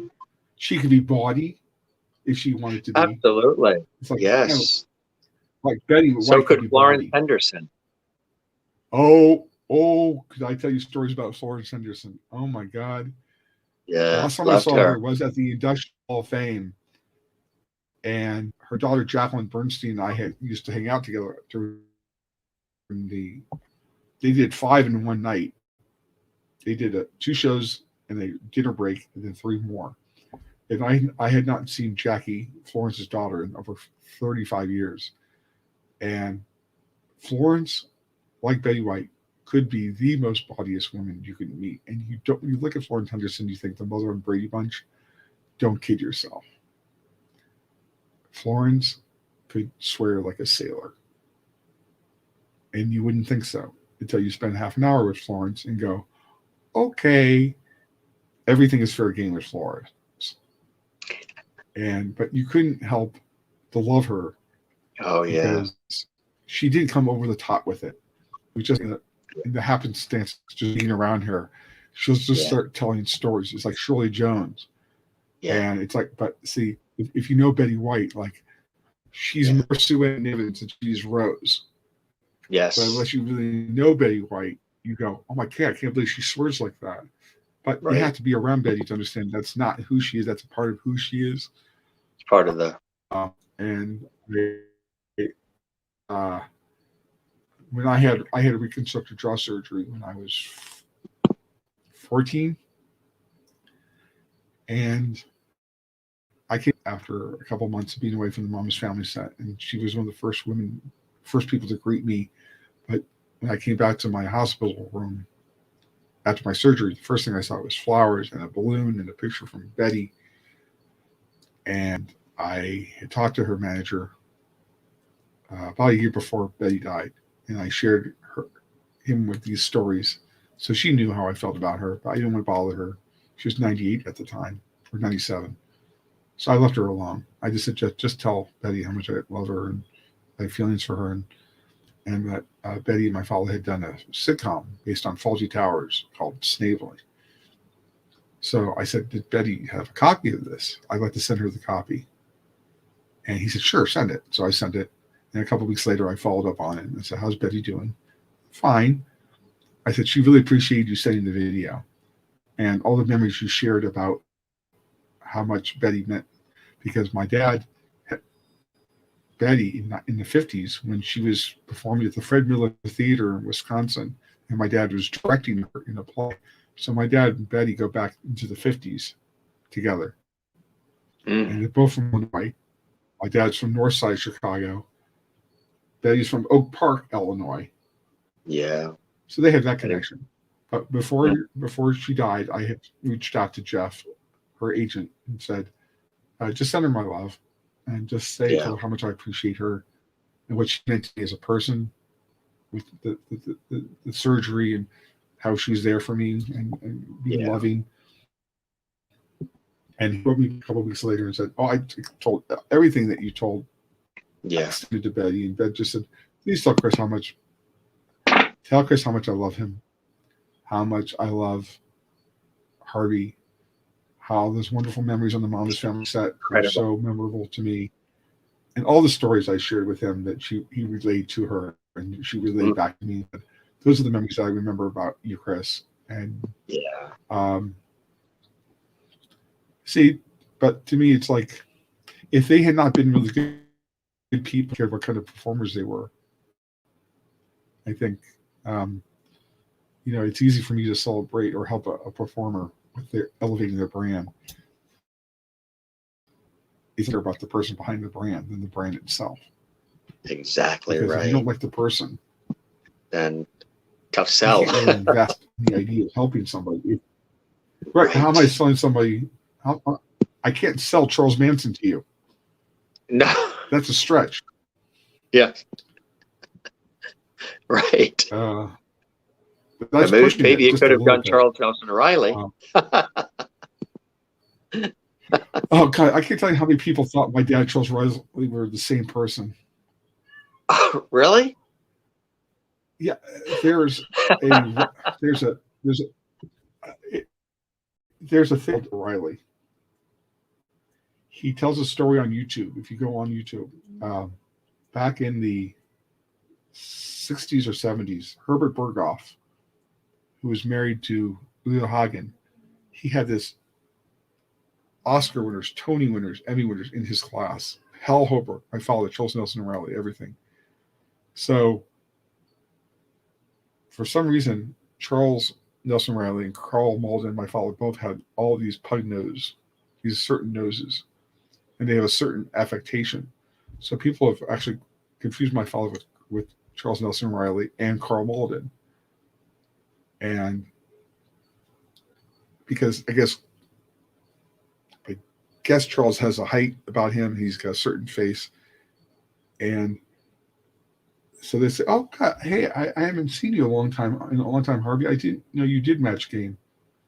And Charles would be like, I'm Charles Nelson Riley. I'm not Harvey Korman. My dad never did Match Game. And then they'd see my father and say, oh, God, I haven't seen you on Match Game. It's like, why would I be on Match Game? They're like, oh, you're Harvey Korman. You're not Charles Nelson Riley. I'm like, right. I'm like, really? Is that a stretch? I mean, if you confuse me with Gene Wilder or Gene Rayburn, that's really insulting. But Charles Nelson, really want to go there? Yeah, exactly. Now Carl Malden and my father have looked a lot alike. Now Carl Malden and my father both went to Goodman together. Actually, not together, but different years. But they were both alumni of Goodman Theater. Yeah, my dad didn't like doing game shows too much, but he did love doing Hollywood Squares because to him that was fun. Yeah. And I could tell you some stories about the dinner breaks. If they had recorded the dinner breaks, Paul Lynde and everybody, Buddy Hackett, Charlie Callis, it got borderline pornographic in their sense. The dinner breaks were surreal, to say the least. Now, here's what I jokingly said to somebody on Facebook. You have Toady Fields, you have Buddy Hackett. Now, mind you, the commissary at NBC, if you've ever been to the NBC on Alameda Drive, there's not a lot of studio space. There's the newsroom, and there's 8 different studios within. There's the Tonight Show, and then there's other shows. So NBC's not huge, and the commissary wasn't that big. No, and they used to shoot on the weekend. Right, Burbank. So they do 2 shows, and they would do a dinner break. Mind you, Toady Fields, who has a mouth on her, Buddy Hackett, Paul Lynde. Okay, you're in this enclosed room. There's no ventilation, and you're serving Toady Fields and Buddy Hackett Mexican food and wine. Let me tell you, that doesn't bode well for anybody in that room, including the Burbank Fire Department. And I jokingly said to somebody on Facebook, you're going to take Toady Fields and Buddy Hackett, who's now been supplied with Mexican food and wine, and you're going to put them in a square box under lights? I guarantee you the first 20 seconds they're either going to, or NBC is going to implode. And I don't want to be there for that. Who in their right mind would serve Mexican food in an enclosed room with no ventilation? That's going to be my next book.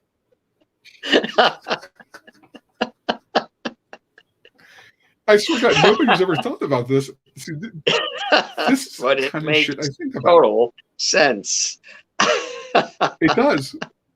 Yeah. They should have just served grilled cheese sandwiches. Well, okay, cheese in any context. Although we might have issues. right? Yeah. Yeah, that could be problematic as well. Yes. But oh boy, the idea of serving anything with wine. Yeah. I don't in an enclosed, non-ventilated. In a closed area with no ventilation. It was like the Hindenburg enclosed. I swear to God. I mean, I don't really want to spend eating with Toady Fields, Buddy Hackett, after they've eaten Mexican food and wine. It's just not a pleasant day for me.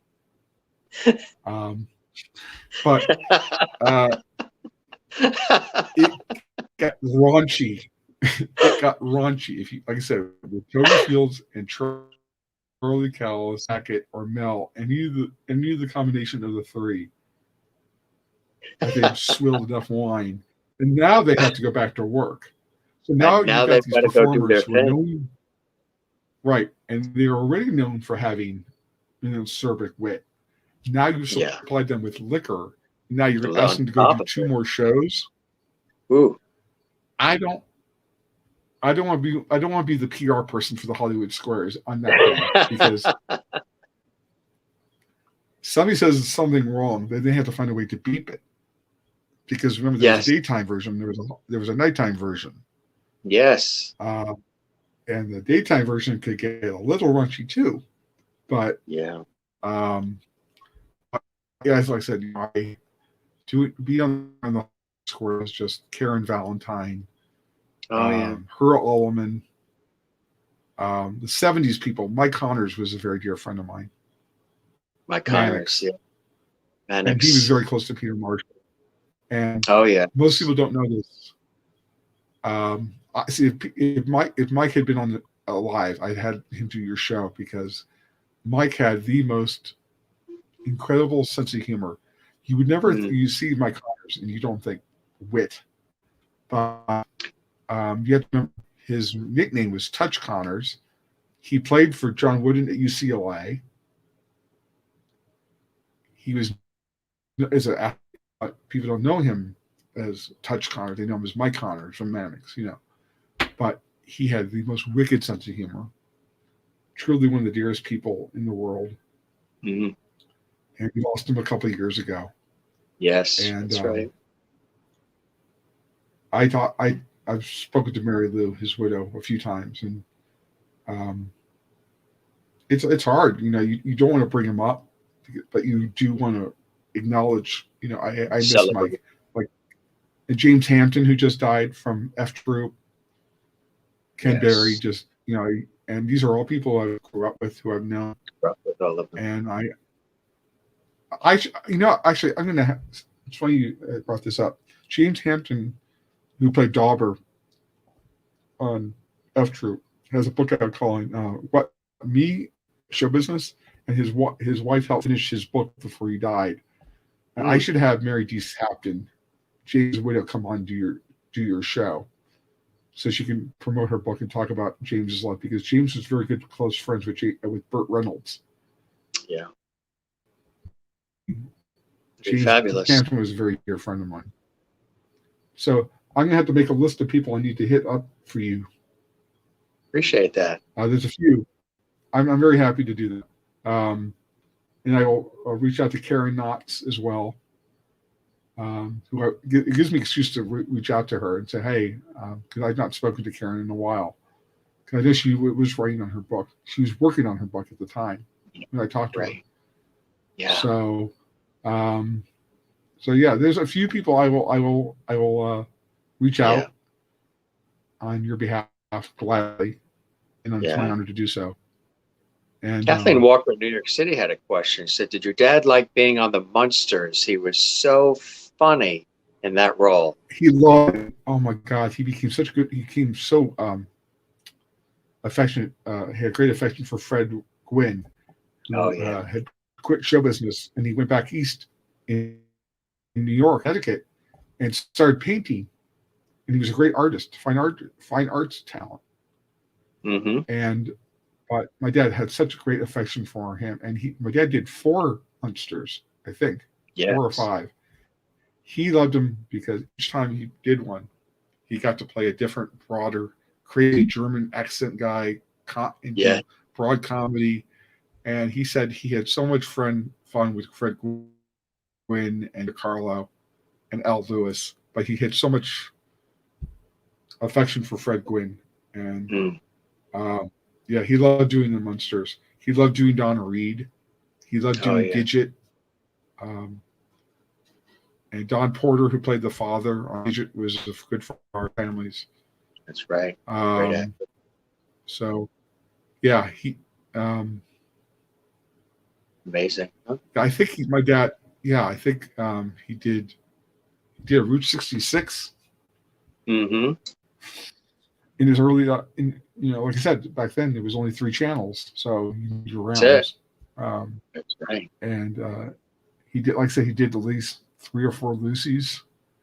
He did a few Jack Benny's when he first came out, and I got to talk to Mary Benny, his daughter, and I said, "Mary, you have no idea how much love my father had for your father, Jack."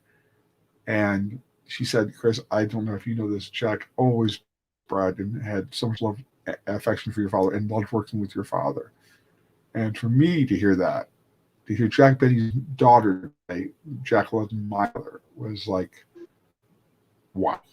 Because anybody who knows comedy knows Jack Benny is one of the greatest. And so I got to figure out where Mary is. I should see if Mary is interested in doing your show. So this, I have to tell you, was breathtaking, amazing, and extraordinary. And we have chatted in various ways, shapes, and forms this evening for 3 hours and 30 minutes, my friend. Could you imagine that? Yeah. Well, there's an app there, but you have to cut out and probably edit down because you can see him talk. Yes. It was like a really bad silent movie. That's what I said. I said, we've now switched to silent movies. It was like a really bad. And your expressions were funny. You're like, I don't understand. How did I end up in this room myself? I didn't have any Mexican food, and we do have windows. Thank God. Thank God for windows. I was about to say, I'm not really big on mine, but I like to think that I'm a lot more interesting than Shields and Yarnell. Yes. You're the only one that gets that. Of course. Nobody knows who Shields and Yarnell is. Oh, my God. Problem. Are you kidding me? It's like, how did that get on the air? I say. You're amazing, my friend, and it was an honor and a pleasure to have you grace our presence here on the Jim Masters Show live entertainment lifestyle talk show series. And all the viewers, all the lovelies have been commenting throughout. We appreciate all of their love, and they've thoroughly enjoyed it. Your stories have been extraordinary, all the levity, all the craziness, and we just love it all. And some deep, poignant, beautiful stories, too, about your life, about your dad, and just really a wonderful way to celebrate you and your father and the wonderful relationship. And really, really, really appreciate all this time. This really was an epic episode. And so fresh and so open. And I really appreciate it. And you are welcome back anytime. And I hope that the show met whatever expectations you had, my friend, and you enjoyed the time with me as much as I definitely have with you. it exceeded and went beyond. You exceeded it and went beyond that, Jim. I appreciate that. You asked me questions I had never been asked, which I appreciated. Because that means you did your homework. You didn't just call it in and think you could just get based on, I'll just say enough, or just do enough, I'll just do enough homework. But you asked me questions that were interesting and penetrating to make me think about him in ways I'd never thought about, and go to areas I'm not sure I want to go into, but I went into it thinking, okay, you're respecting the boundary line, so I trust you, and that, transparency matters to me. So I appreciate that in you too, Jim. So this levity group, it liked it, and they're not going to hit the Mexican food and the wine. So, yeah. Anyways, I'll be happy to show anytime and anything I got going. I will let you know. Absolutely, my friend. Spread the word about our show, and let's definitely stay in touch. And truly, it was. Yes. We have to now. Another thing, last thing. Absolutely. Well, if you want to tell your levity group, if they want to find me on Facebook, they can look under Dr. My Ear fan page. Dr. My Ear is based on the character my dad played. Oh, that's right. It's basically a trippy page to my father, and I post memories of my father, in general, pop culture in general, and I want to engage his fans and his friends and admirers that don't normally get to engage me, and who have questions about my father that they might have asked if he'd still be alive, that I can share without me going to therapy again. Right. So they saw the Dr. My Ear on Dr. My Ear's fan page on Facebook. They can find me there. Just say, hey, I'm a levity group member. I say, hey, we're family now. Yeah. I'm watching and loving the Jim Masters show live, and I saw you on there, and I loved it. Where can they find the book too? Oh, okay. If they go to Amazon.com, or it's, oh my God, it's Harvey Korman's son, and they can also go to, I'll have to spell this out for you. It's Bear Manour, BearManour press.com. And they can find it in softbook or hardcover, softcover, or Kindle. Depending on, people want to do it online, people want to do it from their Kindle stick or whatever. I'm not technically savvy. If they can somehow find my book on, on the strangers of apps, God bless them. Right. But if you want your stick, it's find it on your stick. Right. If you can find a way to,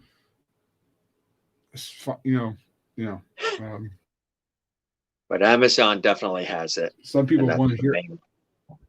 Yeah, Amazon does, and Bear Manour has it. Yeah. And those are the two best places. That's it.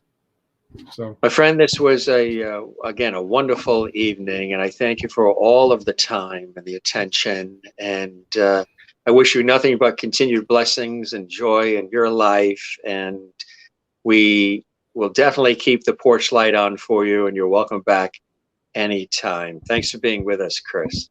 I appreciate it, Jim. It was great. It was great being on your show. Oh, I appreciate that. And I'll promote the show right away. I appreciate that as well. I appreciate that. When do you think you're amazing? How long does it take?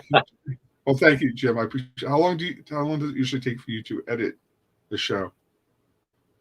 We usually do everything live, but we just let it roll. But with that little switching of everything, we're going to do that tonight. It's about 10:45, 10:45 right now, but we are going to do that tonight. Right.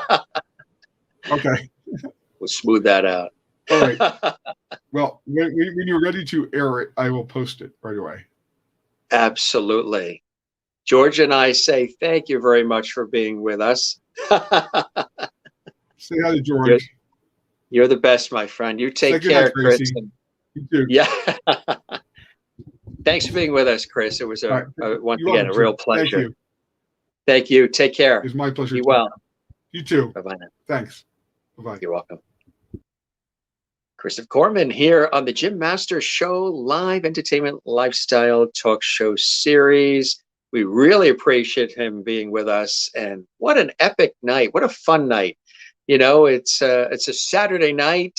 We're on the air live. Of course, anything can happen when you're on the air live. He really is extraordinary. Producer, author, son of comedy icon Harvey Korman. He was very open, authentic. This was a rare, exclusive, and extended conversation here on the Jim Masters Show live. Really, really beautiful. And we went in so many different directions about life, about family, about careers, about Hollywood, television, and so much more. I hope you thoroughly enjoyed this, folks. We don't rush through things here at the Jim Masters Show live. It's sort of old school conversations with a modern twist, modern flair. Goes in whatever direction that the wind blows, and we love that. We also thank you for being with us too and spending this time with us. Little crazy moments earlier with some of the Wi-Fi and having to switch to the camera phone, but hey, we know what to do and do what we have to do, right? Some wonderful shots that we showed that Chris personally sent to us here for the show, and we thank him so very, very much. And again, celebrating Chris as well as his iconic father. And it got, you know, what's great about it is you got a chance to hear some wonderful, of course, behind the scenes stories and things of that nature, but also the relationship with Tim Conway and of course with Carol Burnett and so many others that he's worked with, Mel Brooks, but also Chris's relationship, his loving relationship with his father, which his father valued and Chris valued as well and still values today. It's a beautiful father-son story, isn't it? Here on the Jim Masters Show live. And that's what we like to do here. So we celebrate Chris and, of course, Harvey Korman here on the Jim Masters Show live.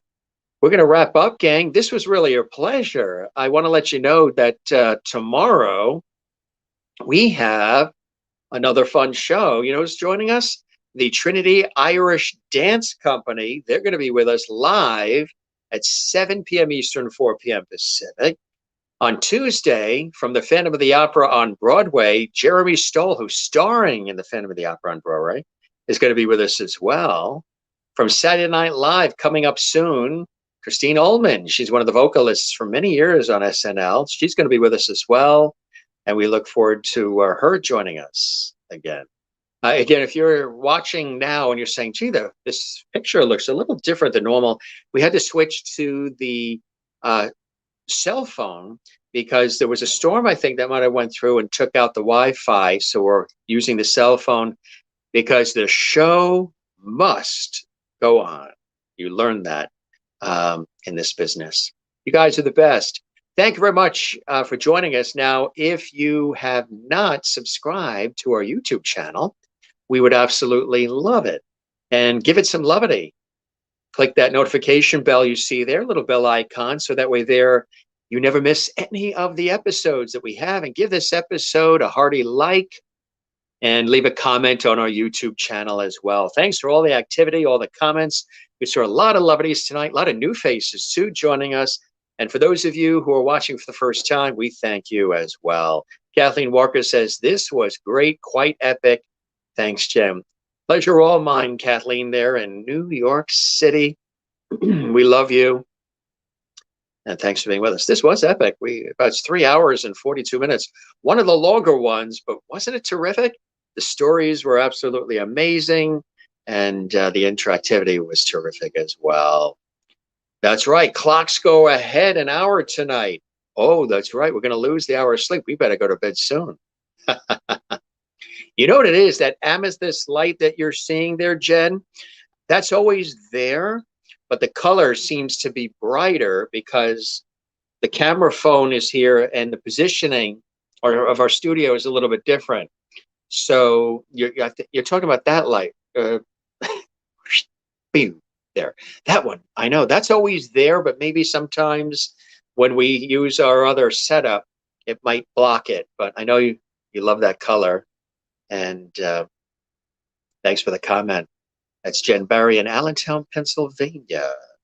And have a great night all. Good night all, Kathleen in New York City. Thank you very much. This was really a special episode. Nikki says, I thoroughly enjoyed this evening. Thanks to you both and happy night to all. You're very welcome, Nikki. Kathleen says, thank you for being here, Christopher. This was great. Thank you for sharing your stories and your wonderful dad. I agree. Christine Clifton says, thanks, Chris, for sharing these precious memories of your father with us and your life's lessons from him. Thank you for making him more relatable to his fans. You both are incredible humans. Thank you, Jim. Thank you for the kind comments. Christine Clifton in North Carolina. Merlin in Ontario, Canada. Good night, Jim and Christopher. It was awesome to meet you.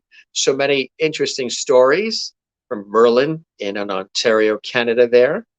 And everybody else who's posted wonderful comments throughout the show. We thank you very, very much. We love you all. Thanks for being with us. We'll be back tomorrow, 7 p.m. Eastern, 4 p.m. Pacific. Don't forget to share the levity. Tell everybody you know about the Jim Masters Show Live Entertainment Lifestyle Talk Show series. We're doing something quite special here. And again, you know, whenever you see that logo, you know we're going to have a good time here on the show with all of you. Have a great night, gang. For those of you that aren't watching live, you're watching this in the replay, the archive, stay right there. There's another episode coming up. Matter of fact, some 600 episodes. I'm still looking at the camera up here when I have to look at the phone. We have two things going on at once because we had to switch to the phone. There you are down there. How'd you get down there? You were up there before. We had a good time with all of you tonight, as we always do. Thanks for being with us. We love you all from all around the world. This is your host, Jim Masters. Thank you for your time this time. Till next time. We'll be back tomorrow, 7 p.m. Eastern, 4 p.m. Pacific. And again, enjoy browsing and binge watching all the other episodes. There's over 600 plus you can enjoy here on our YouTube channel, Jim Masters TV, and the Jim Masters Show Live. Take care, be well, love one another, be good to yourself and to the rest of the world. We see you again soon. Cheers.